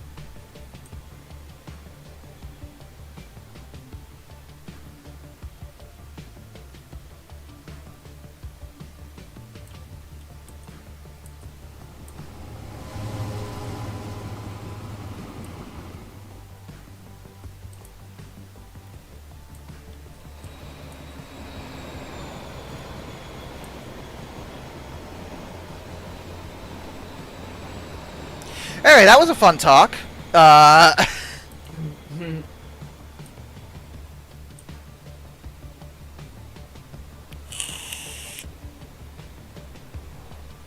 we talking about how cars suck? I got way off track, didn't I? Yeah, it got derailed pretty hard. Yeah, well, that's what happens when you don't set the switch.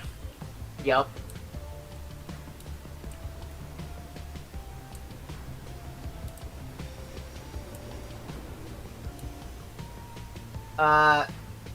So I will actually mention, because I didn't get a chance to say that, like, when I was talking about alternative travel methods, like, someone earlier in the chat had mentioned that, well, one of the issues is when you get to a train station with infrastructure, you have to then walk several blocks to where you're supposed to go, and it's like, okay, yeah, but, like, when we're talking about, like, adding more trains and building more infrastructure, that's what the infrastructure would help negate.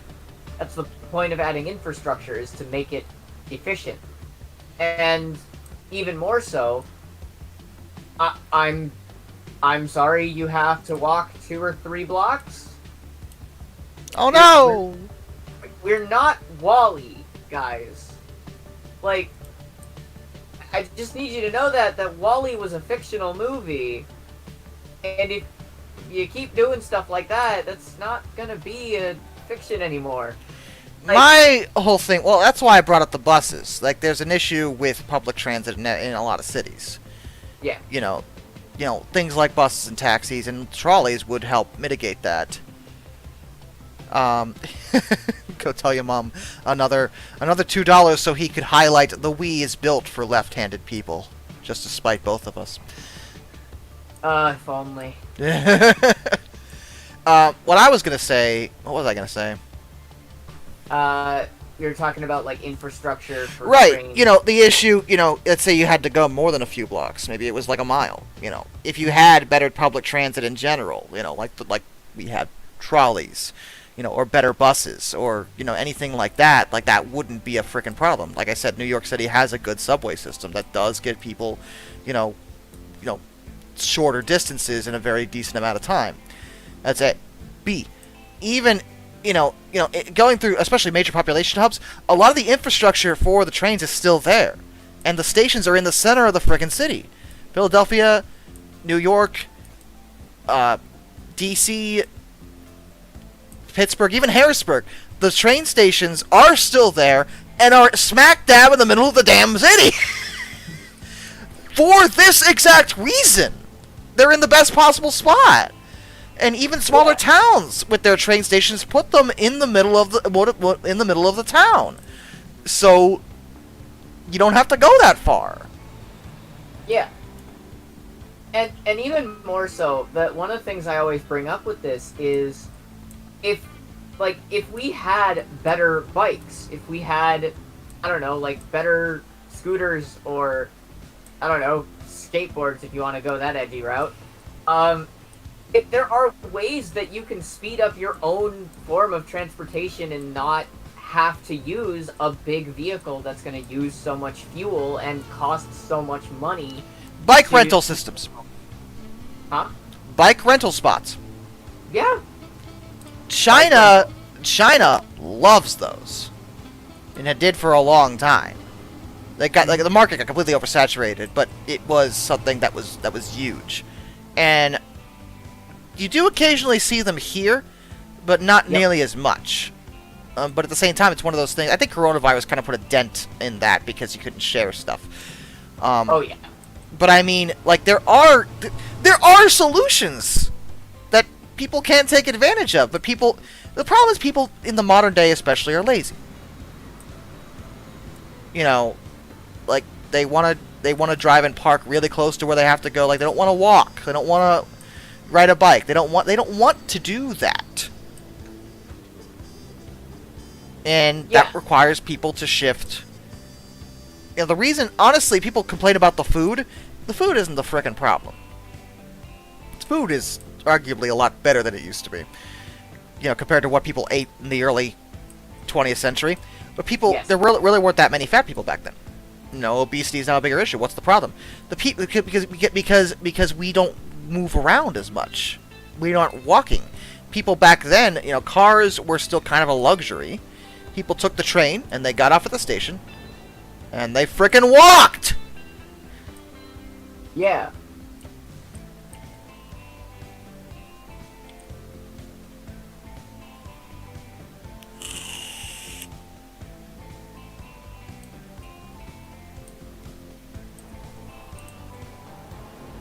Okay, so to as my counterpoint for you, Go Tell, if your starting and ending point is a 20-minute walk, you could cut that down in half by riding a bike.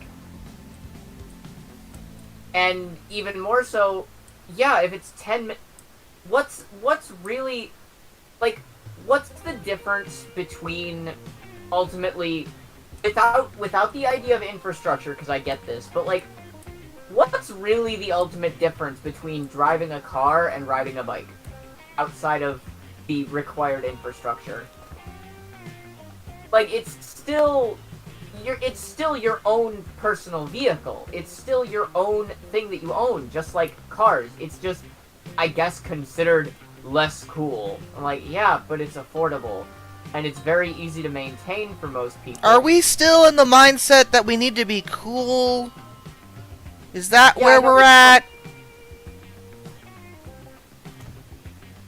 I just want to confirm for reasons of research, really. I just want to make sure that that's where we're still at with this crap. Because I don't know about you, but I'm pretty over being cool. Yeah, it's just, I don't think anyone should care about being cool. It's just not important. And like, yeah, the tracks... Okay, first off, I don't even think trains count as extra lanes, because I feel like most trains have their tracks built away from... Like, Josh, you could confirm this more than I can, but from what I've seen and watching you play this game, train tracks are usually through, you know, forests, unpopulated areas, over rivers. And through woods. And through the woods. You know, it's a good way to summarize trains. Over the river and through the woods. To grandmother's house we go. So, like, I don't even think you can use lanes as really much of a reason, because that's not the problem with that. And also, the idea with the trolley, technically you would be right in that you would be adding lanes, But the thing is, you would be adding specific lanes. You would be adding a lane... I didn't get to say this earlier, but it was something that kind of, like, frustrated me about this idea, because the reason I like the idea of a trolley having its own lane is the fact that, for one thing, make it illegal to drive in there. If you drive in there, you will get arrested. Don't do that. Don't be that guy. Because, at this point, the only reason why these kinds of things fail is because people are too stupid to use them correctly. So, start giving people punishments for doing it wrong. That's number one. Number two, the reason that you would have a dedicated trolley lane is to prevent traffic jams for people that are trying to get somewhere. Like, that would be the thing for me, where it's like, as someone who took buses for a very short time, I will tell you that trying to get somewhere like 5 or 10 minutes away and being forced to drive around for half an hour to 45 minutes because, like, we were stuck behind traffic, it was annoying.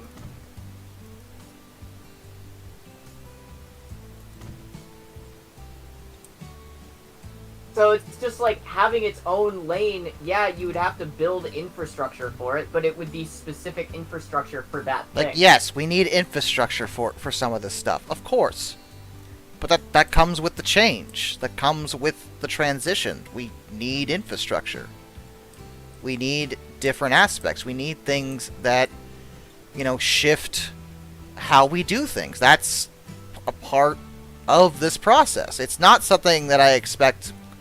You know, I'm not saying it would be necessarily easy for people. It won't, because people are people. Yeah.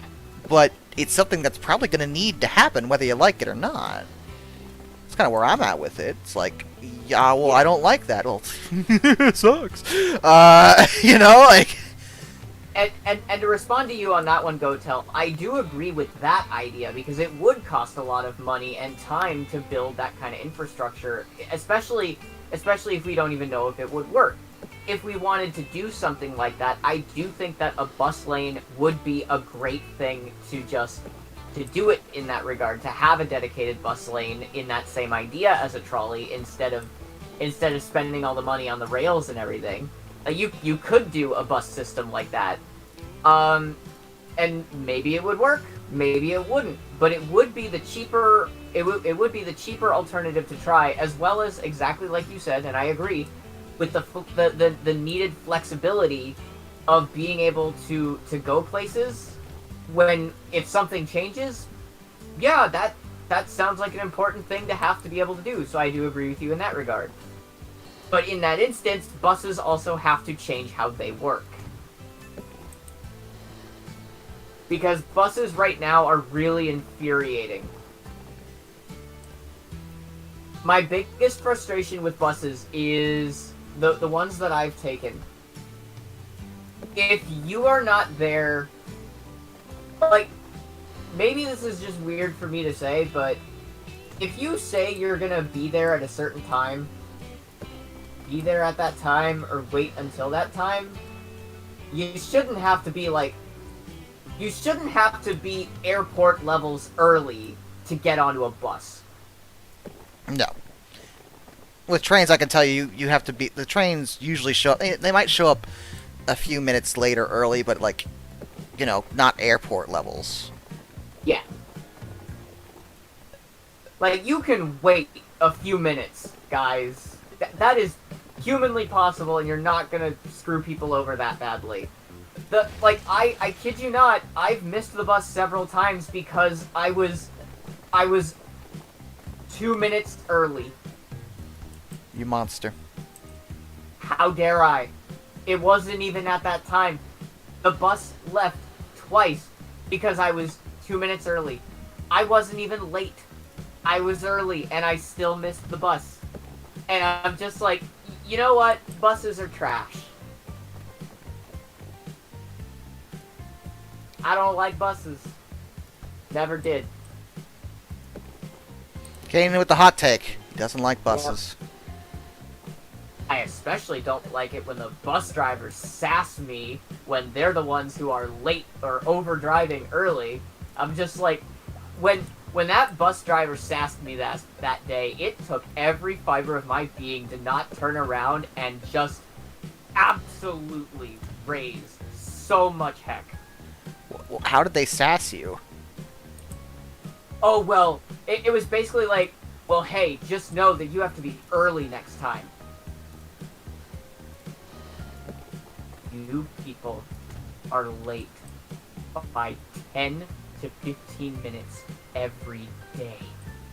And you're gonna sass me about being early? I will have you know that I will absolutely yell in your face with no repercussions if you dare tell me that again. Don't even. You are not allowed to blame me when you're the problem.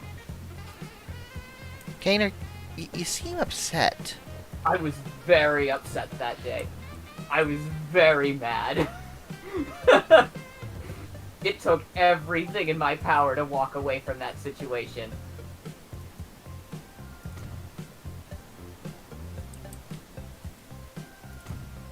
The one day those people were early, and they left me, and they gave me sass. Don't even start.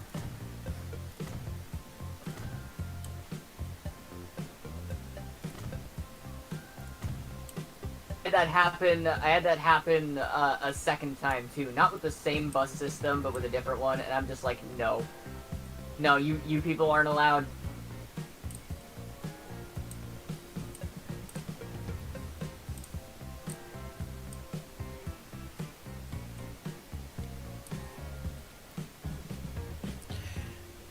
I fixed traffic. I added some more lanes. As you can see, traffic is perfect now. There are no issues here.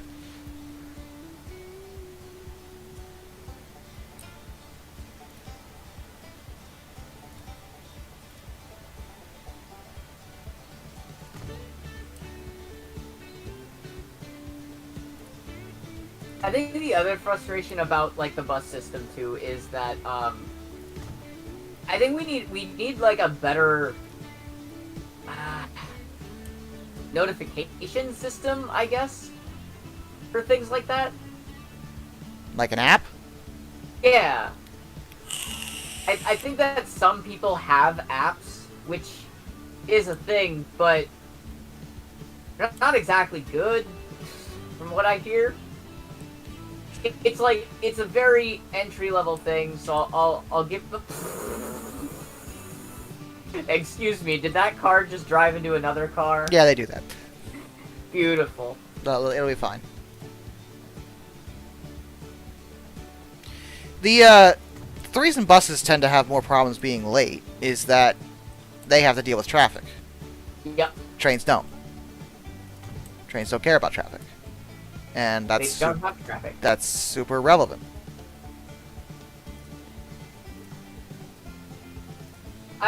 My thing is, I don't care if you arrive early.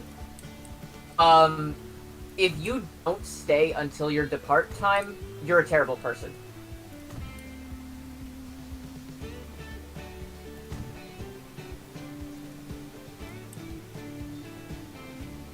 That's pretty much where my feeling on that rests.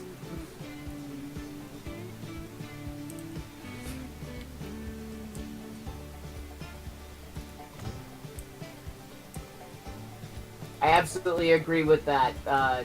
Yeah, if a train arrives early, it has to wait until its scheduled departure time. Buses should do the same. Absolutely. Just in general, even if they didn't do that, they absolutely should. They should wait until their depart time.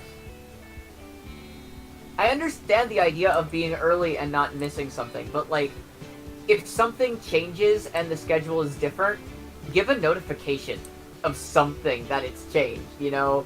People aren't gonna know that something changes unless they're told. Like, our only option should not just be, oh yeah, get there a half an hour early just in case things are different. For a bus. Make your system better. Stop blaming everyone else for your incompetence.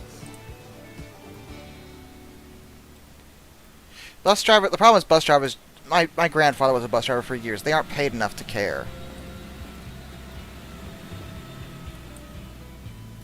I agree. I think that sucks. Fairly paid, and they absolutely should be.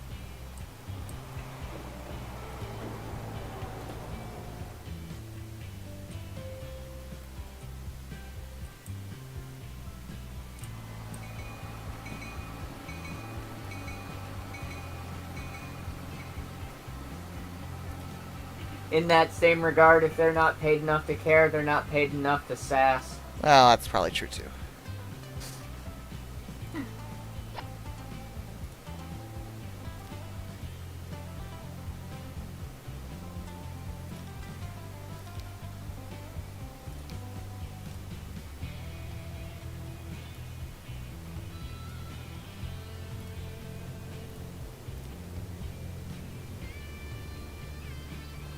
I demand we have a sass tax. Every time you sass someone, you put a quarter in the sass jar. You'll never make me pay. That's a quarter in the sass jar. Never! Yeah, dude, I be poor as dirt. You know how I am. Same. Oh my god, especially recently. I've been so bad with the sass. I mean, I am poor as dirt, but like all those foreign dollars I got would be gone. Yep.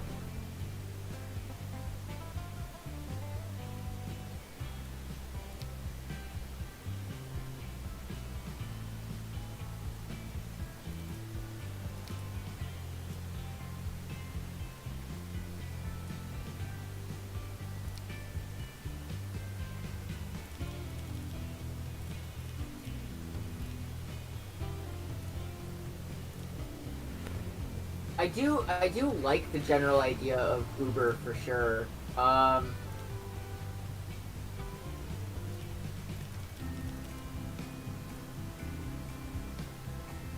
like the idea of Uber because, like, as similar as it is to a taxi, the nice thing about Uber is, I think it's a lot easier and more specific to get to where you want to go, and you don't have to set up like a business, you know? Right. You just have the app.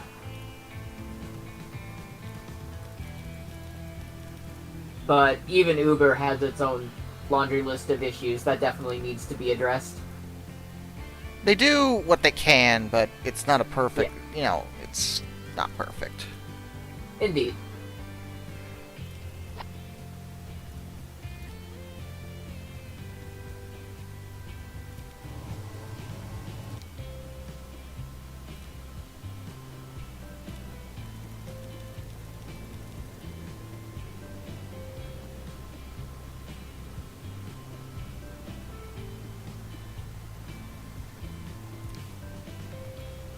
Airbnb's been having a lot of issues lately too. Completely different service, but like, ouch. I would never use an Airbnb.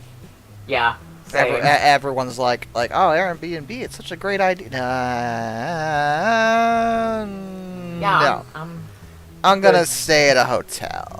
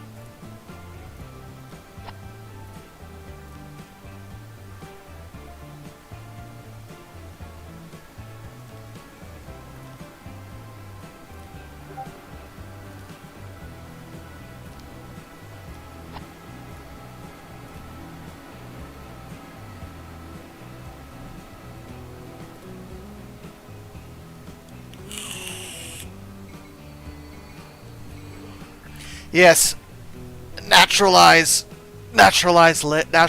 legs. Everyone is public transport. You Wait, are what? the nationalize the legs. You are the public transport. Yes. The newest form of public transportation, hoverboards. Which ones? The ones that TikTok was obsessed with that caught fire occasionally? Yes. Cool. God, those are just, like, I saw those and I'm like, those are just mini segways. Yep. Segways, honestly, I saw segways even when I was young. They were fun to ride. But I saw them, with the idea, oh, it's an alternative to walking, and I'm like, this is a horrible idea. I was like 7, and I was still thinking it. I'm like, Yeah. but what about exercise? Like, really? Like, are we... this isn't... I can't even call this cyberpunk, because you're not even replacing... You're just making a part of your body that just doesn't do anything. You're going full tilt Wally there. Yeah, at least with artificial legs, they're attached to you. They replace something somebody lost. It's relevant. It's one of the reasons why, and I know it's not like the most popular one, but like I really like the idea of electric bikes. Because it's something that it functions in both ways. It's not just an electric bike. Like, you can still normally bike on it, and in some cases it might be a good idea to turn off your motor and bike. As someone who once got to test an electric bike, I forget where. I think it was at an air show, interestingly enough. Huh. That's where I got to test the Segway, too. With the Oshkosh Air Show when I was young, and they were showing off the Segway. Anyway, but electric bikes are freaking awesome. Yeah, like, they're awesome. And even more so, like, dude, the amount of DIY projects you can find on YouTube... The Pacers! The Pacers are available! Quick, we gotta replace everything with a Pacer! It's very important. Pacer? It's a bus on rails. Ah. Combines every worst aspect of buses and puts them on a rail line. Is that what you want? Brilliant. Too bad, that's what you're getting. Oh my god, I missed this one. Lamborghinis. Yeah. I love that. That's great. Witness the power of the Pacer. Superior version of rail travel. But yeah, like, electric bikes are really awesome, and what's cool about them as well is you could honestly sell kits to convert normal bikes into electric bikes. You wouldn't even need that much. People literally do it all the time. You can go onto YouTube and type in how to make an electric bike, and you will watch a guy 3D print parts and wire it up to a normal bike, and he makes an electric bike. It takes maybe an hour of your time to put everything together if you have the parts. Like, it's so easy to make those.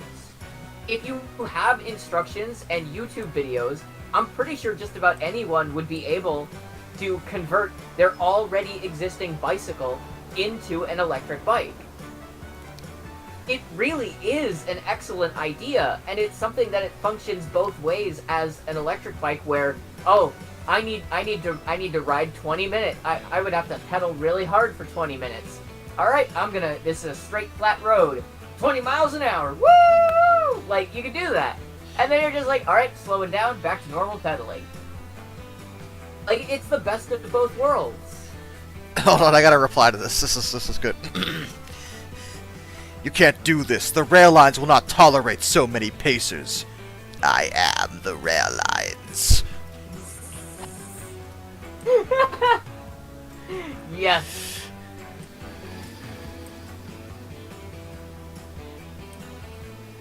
Good. Good. Let the pacers flow through you.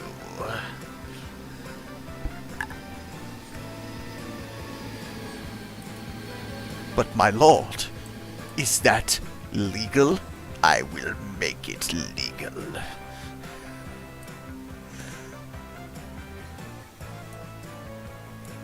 I really wanted to make a pun out of his name, but I don't think I can make a train pun out of Stidius. Hey, look! It's the French TGV. I don't get it. This is my apprentice, Darth Pacer. He will replace your TGV.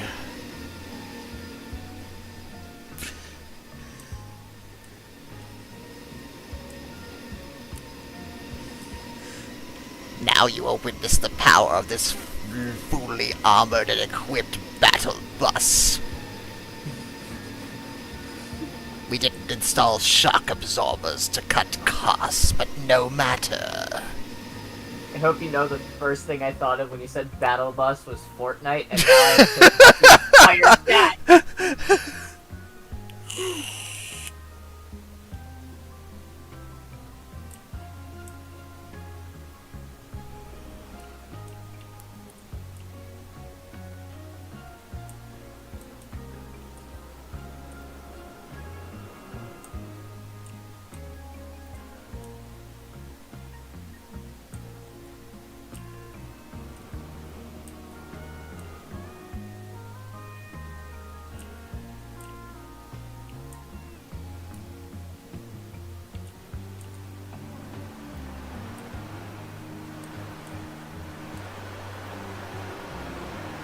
But I think it would be really nice about bikes, because there's one aspect about bikes that's, I think is the most frustrating for using it as an alternative to a car for shorter distances. And that ultimately is portability.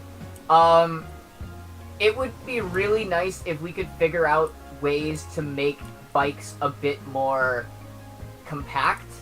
There are a couple of foldable bikes that I know about, and I think that that is an idea that if this idea were to make any kind of forward momentum to get off the ground, that would have to be one of the big things, because you really, especially on a train, you know, if you're bringing your bike on a train, you should be able to fold it down, you know? I don't think you can, but, like, the idea being that if we want to replace cars in the short term, making alternate methods of travel more portable and easier to bring along with you is super important. I'll never turn to the pacer side! It is inevitable. It is your destiny.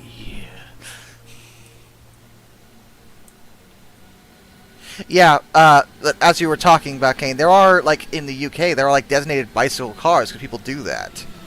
Yeah.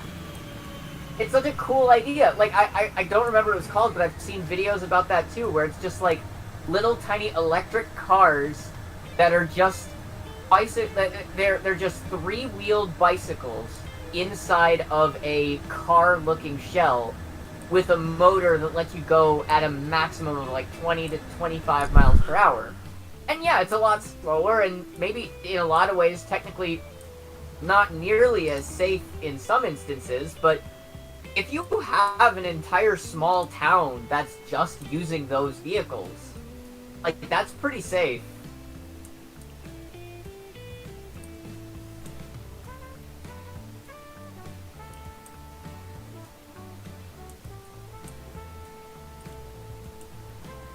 Yeah, like, buses do have bike racks. I've got a friend who utilizes public transportation that puts his bike on the bike racks. But yeah, like, so those are useful for that, but I don't know if trains have anything for that. Like, can you legally bring a train, or can you legally bring a train onto a bus? Oh god, help me.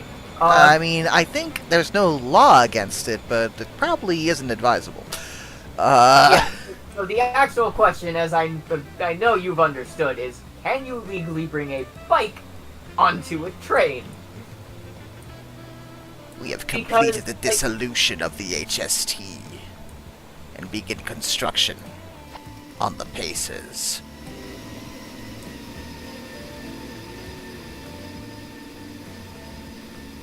Cool. Yeah, apparently you can bring a bike on a train, so that's cool.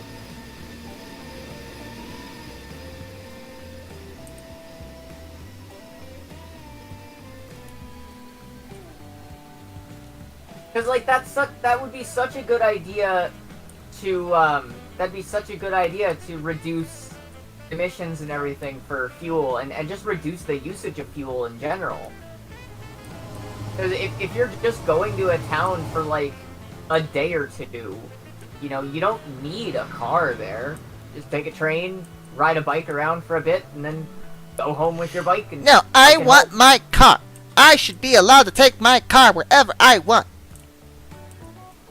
I mean, if you want, I'm not gonna stop you, but that doesn't mean that you're right or good for the environment.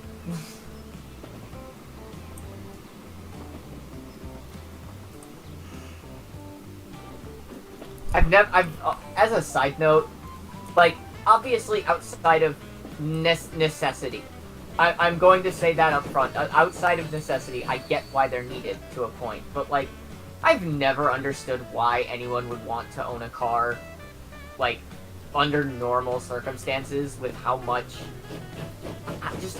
of a pain in the butt it is to deal with so much of that. Like, outside of the necessity for it, and, you know, obviously, if you love cars and like working on them, go for it. But, like, in terms of everyday stuff, someone who just... I would much rather have a bike.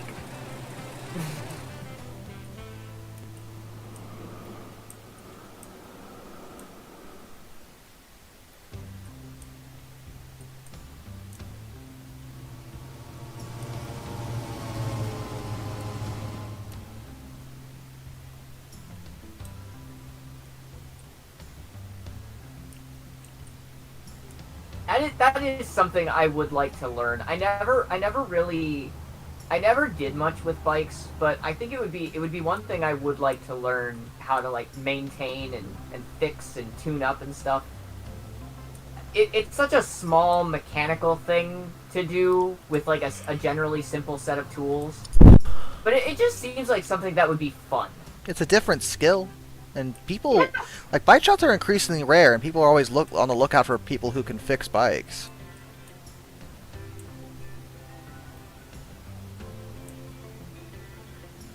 It would be like, it'd be really cool to be able to do something like that.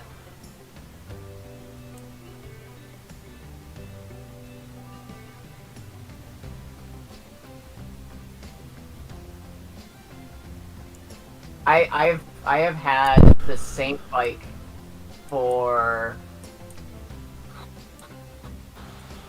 15, 16 years. I'm not very tall. You couldn't tell. I actually do firmly believe that I've probably outgrown that bike in logical means. I'd have to, like, get on it again. It's not here at the moment. But there's never been a reason for me to bike anywhere. Like, all of my friends are way too far across town here locally, and there's no store around me that would have any use for me going anywhere. And there's just been no reason for me to use a bike, which I think is really unfortunate.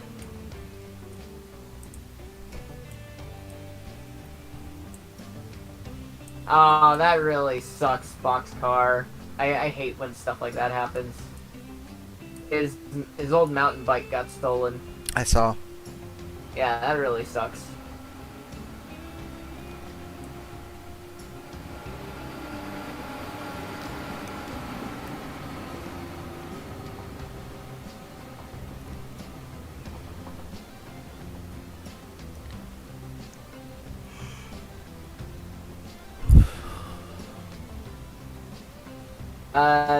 General Spitfire asks your thoughts on the USS Texas.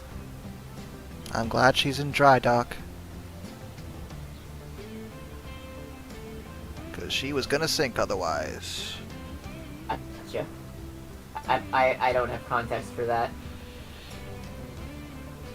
It was a preserved battleship, which is rare, Gotcha. to function as a museum ship. The problem is she fell into a horrible state of disrepair. Aw.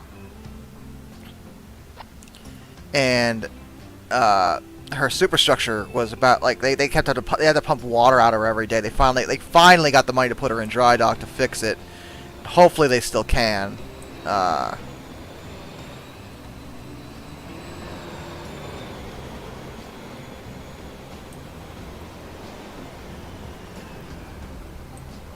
This game is so unrealistic. No one ever attempts to beat the train across the crossing.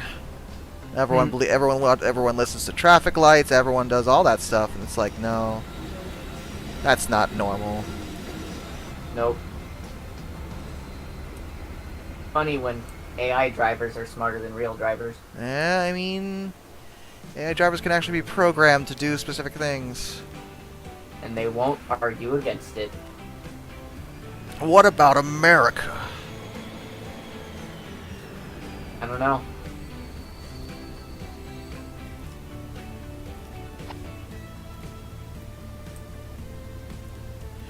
I should have the freedom to jump in front of a railroad crossing and die horribly. That's the American way. General Spitfire, Josh just answered that. I guess maybe you missed it, but that I was said I'm his glad answer. she's in dry dock. Yeah, I definitely answered Yeah. that. Is the Hunley on display? Yes, the Hunley is on display now. Gotcha. Forget which museum, but she is on display. Cool.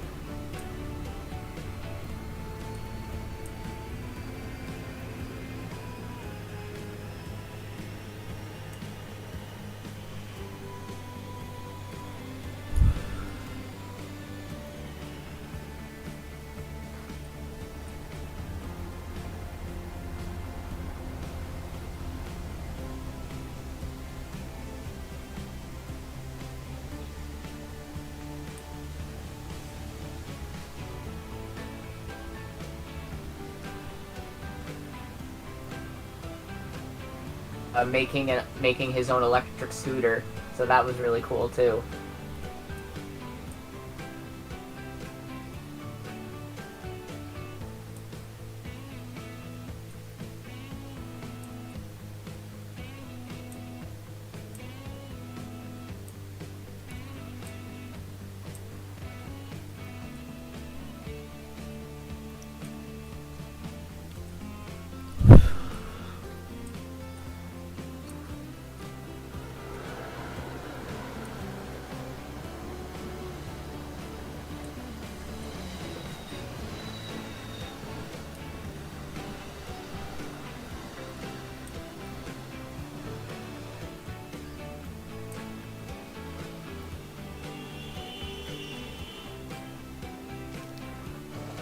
I don't know what lime is.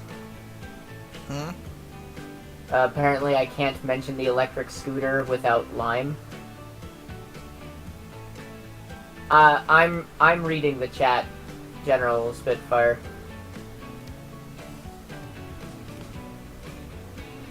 Well, you have to mention lime.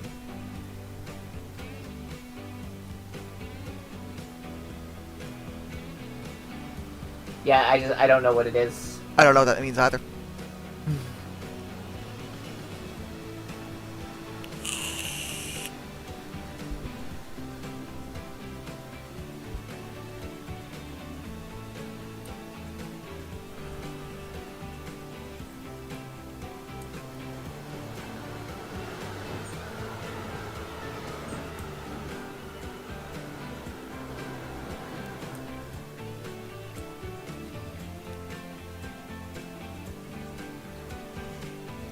I get it's a scooter share thing. It's like the bike sharing thing where you just unlock a bike with some money and then you ride it around and return it when you're done. Why would they call it lime, though?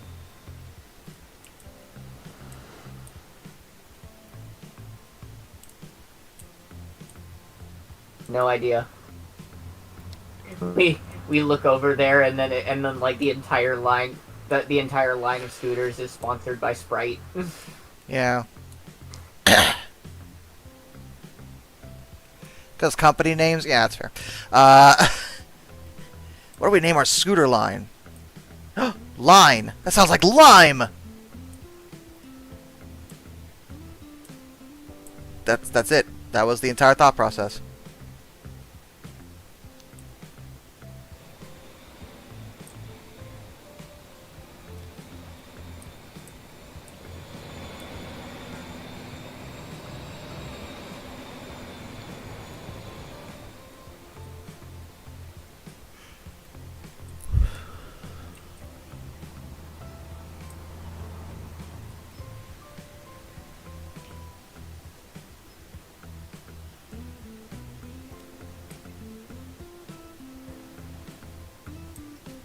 They are painted green.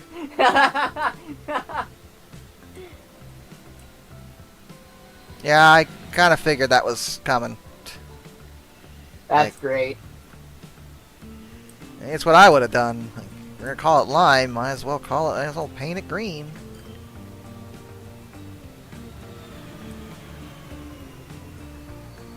Well, I think the thing, Gotel, is that it doesn't mean that the idea is dead in the water because people are doing illegal things with the scooter. It just means that you have something that you gotta figure out, find the people doing it and arrest them for doing that. What are they doing with... Wait, what illegal things? Now I'm curious. Renting it out, throwing it into the lake, and then leaving it. Oh. Well, that's illegal. Like, no, like you can.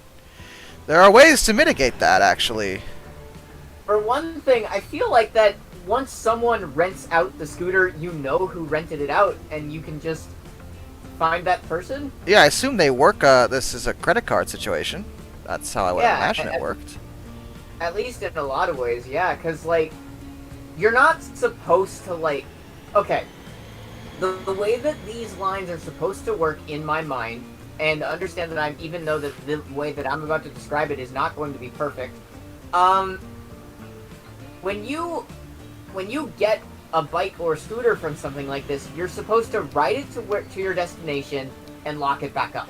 That's it. If you don't do that, you've stolen it. That's what that means. You have stolen it, and you have to return it, and if you don't, you're liable for that. You're liable for losing it. And if it's about a credit card, like, you can literally just find that you have the credit card number. Just find the owner of that card and then you're good. Yeah, I feel like this is a pretty easy way to fix this. It's called holding people accountable. Yeah. Get Twitter, they'll cancel that person. Then they're canceled and they can't do anything ever again. Wait, that's not how the world works. Quote from GoTel: "You don't even have to rent it through. You don't even have to rent it though. They just dump them on the street and you unlock it and ride it and get off and lock it. No physical store. You can pick it up and chuck it in a lake with no record of who you are. Then that's a bad system." Yeah, that sounds like that. They put way too much faith in people. Yeah. Like, I'm sorry, but that's not the systems that's not the idea of rentable bikes and scooters' fault. That's just the fault of the company being stupid.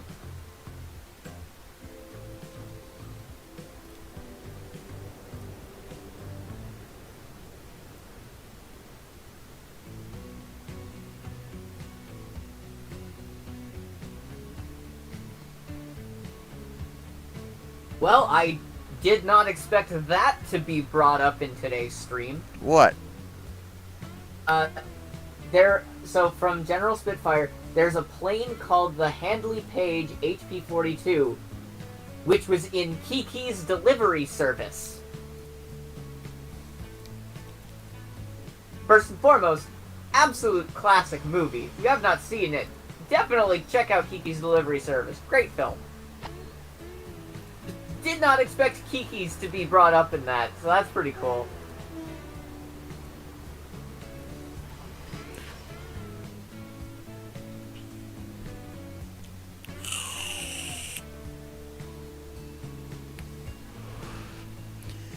Lamborghinis.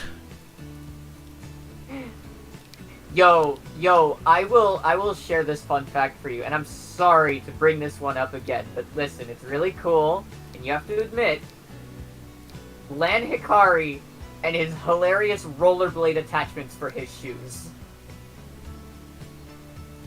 I've always wanted something like that, because that just seems awesome. To just rollerblade everywhere you want to go, with just an attachment on your shoes for rollerblades. I mean, That just seems so much fun. I mean, it's kind of what Heelys were. Yeah, but Heelys were a lot more, they had a lot more balance issues for people. Also, only one wheel instead of 4.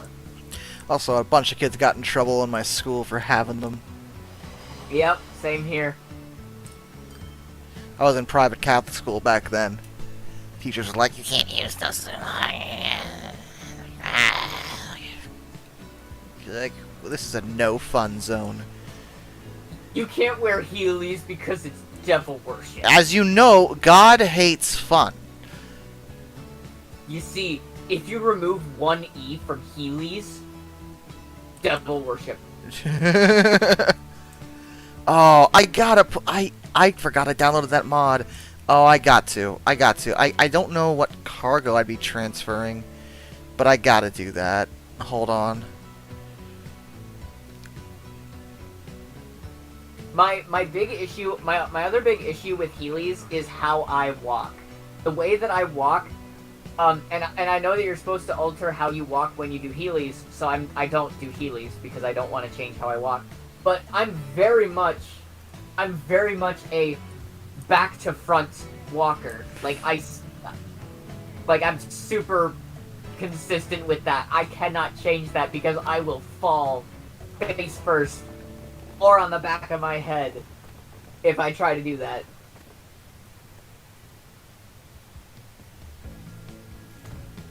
So I just never bothered getting into Heelys. But the idea of, like, skate shoes has always been a cool idea. I have a pair of skate shoes sitting around. Let me see if I can dig them out.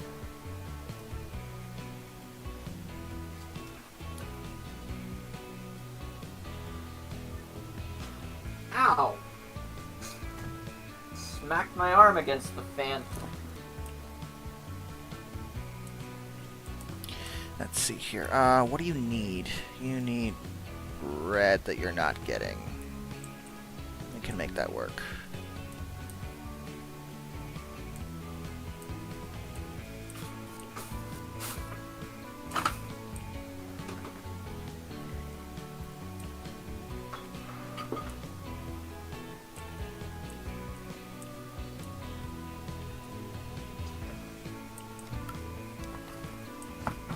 That is a precarious spot for that, but that's where it's gonna go.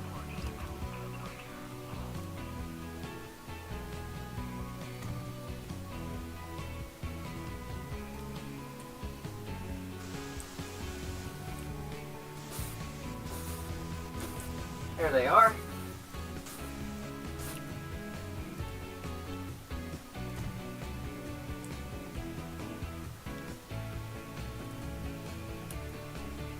The version that I have are called Street Flyers.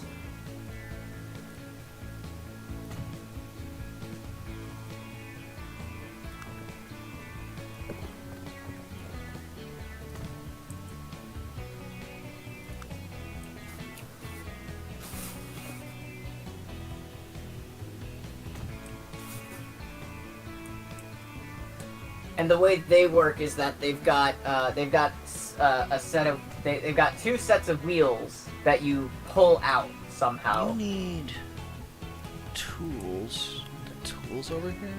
Yeah, because I'm delivering them. I think. Memory serves I am. Yes. Perfect.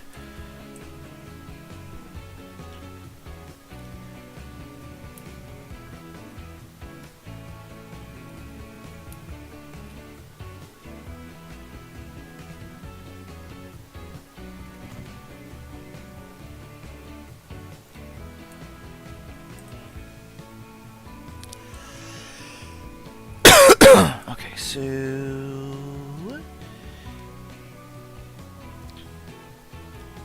just need one truck for this.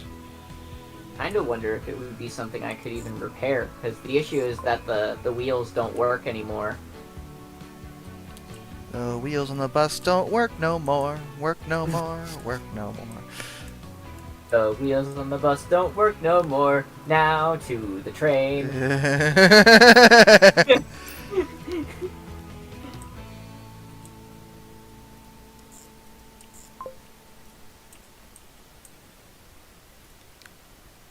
But yeah, I think they're just like rusted shut or something. They're all full of spray paint because I bought it for a costume.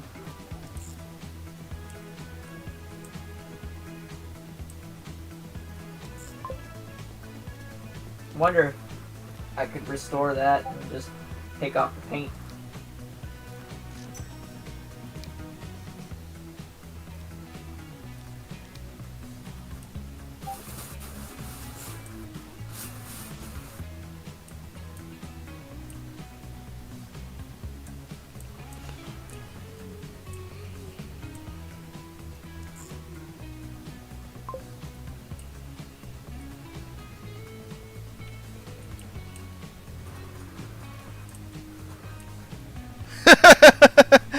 Oh god, she's so big she can't even fit in the game's default hangar. But that's exactly the way we should have it.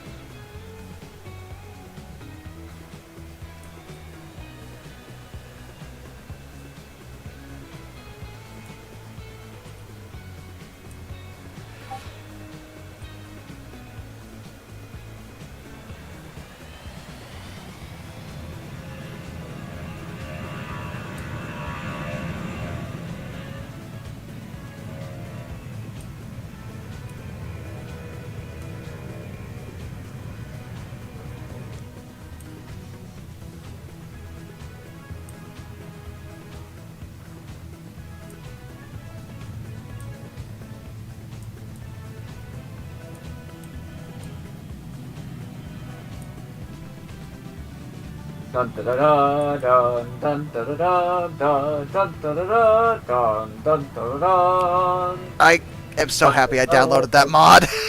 Dun dun da dun dun dun dun dun dun dun dun.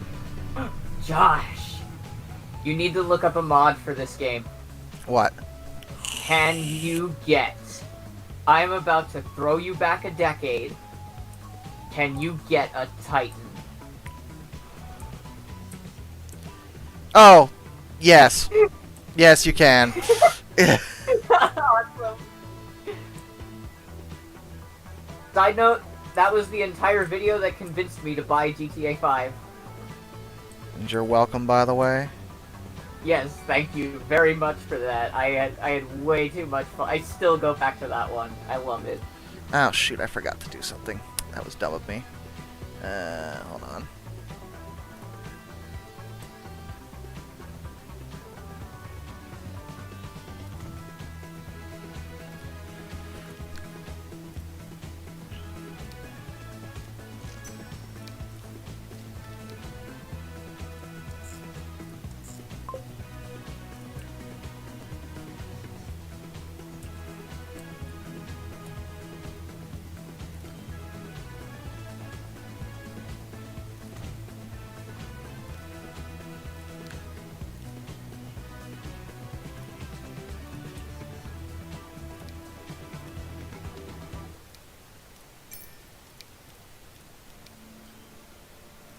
To be fair, Cole, there's a reason it's overused. It is an absolute hilarious classic meme song for the internet right now. Like I don't think it's fair to get that mad at it. No, it's popular, therefore I hate it. Grr.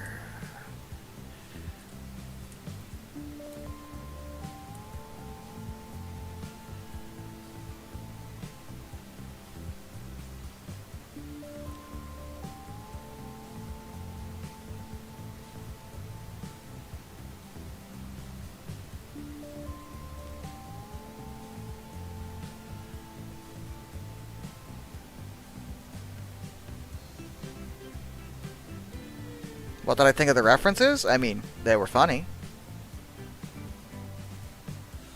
How is my rent only $960? Actually, that's outdated. It's now 1,020 or 180, 1,080, something like that. It broke a grand. So yeah, that's outdated.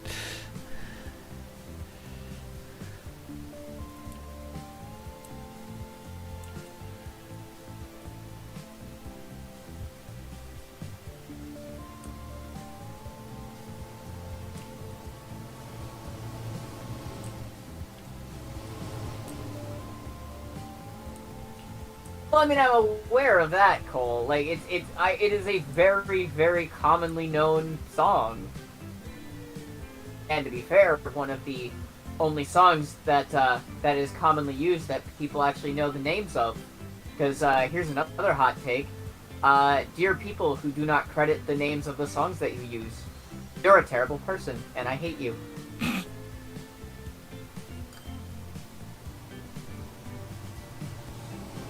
Yeah, just absolute zero amount of caring for that. No. Just quit it.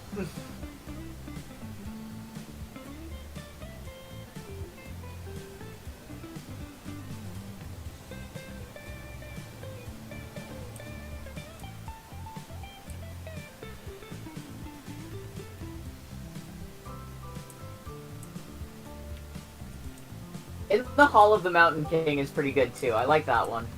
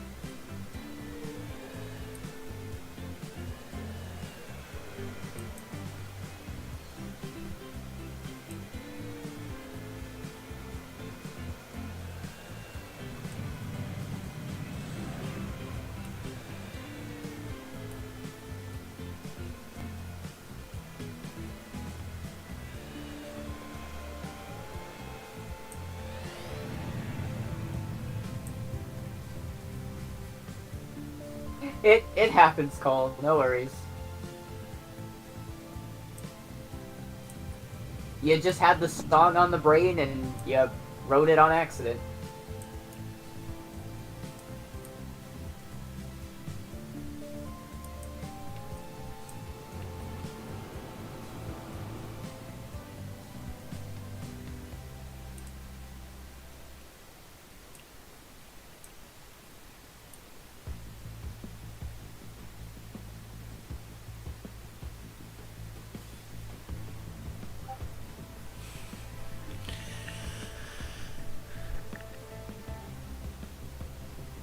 Oh, where do you live that you pay $1,900 rent? Well, I guess you don't have to tell me where you live, but Jesus, Mary and Joseph, at that point, just get a fucking mortgage.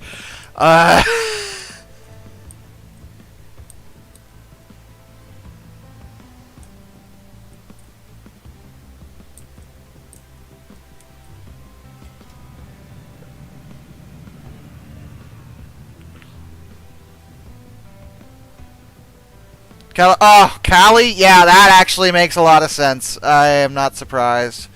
Do not buy Bitcoin.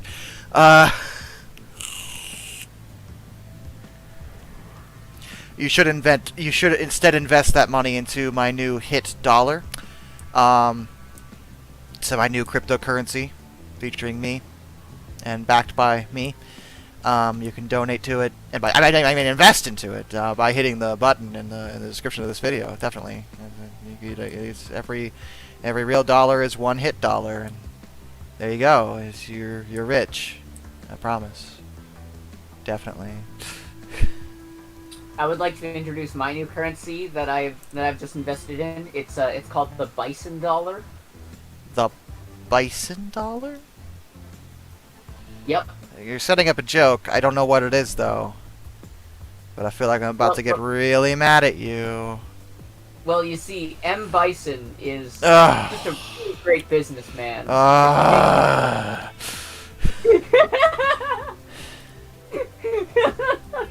Alright, guys, I gotta go. I gotta get my girlfriend from work. I'll see y'all some other time. Fantasy.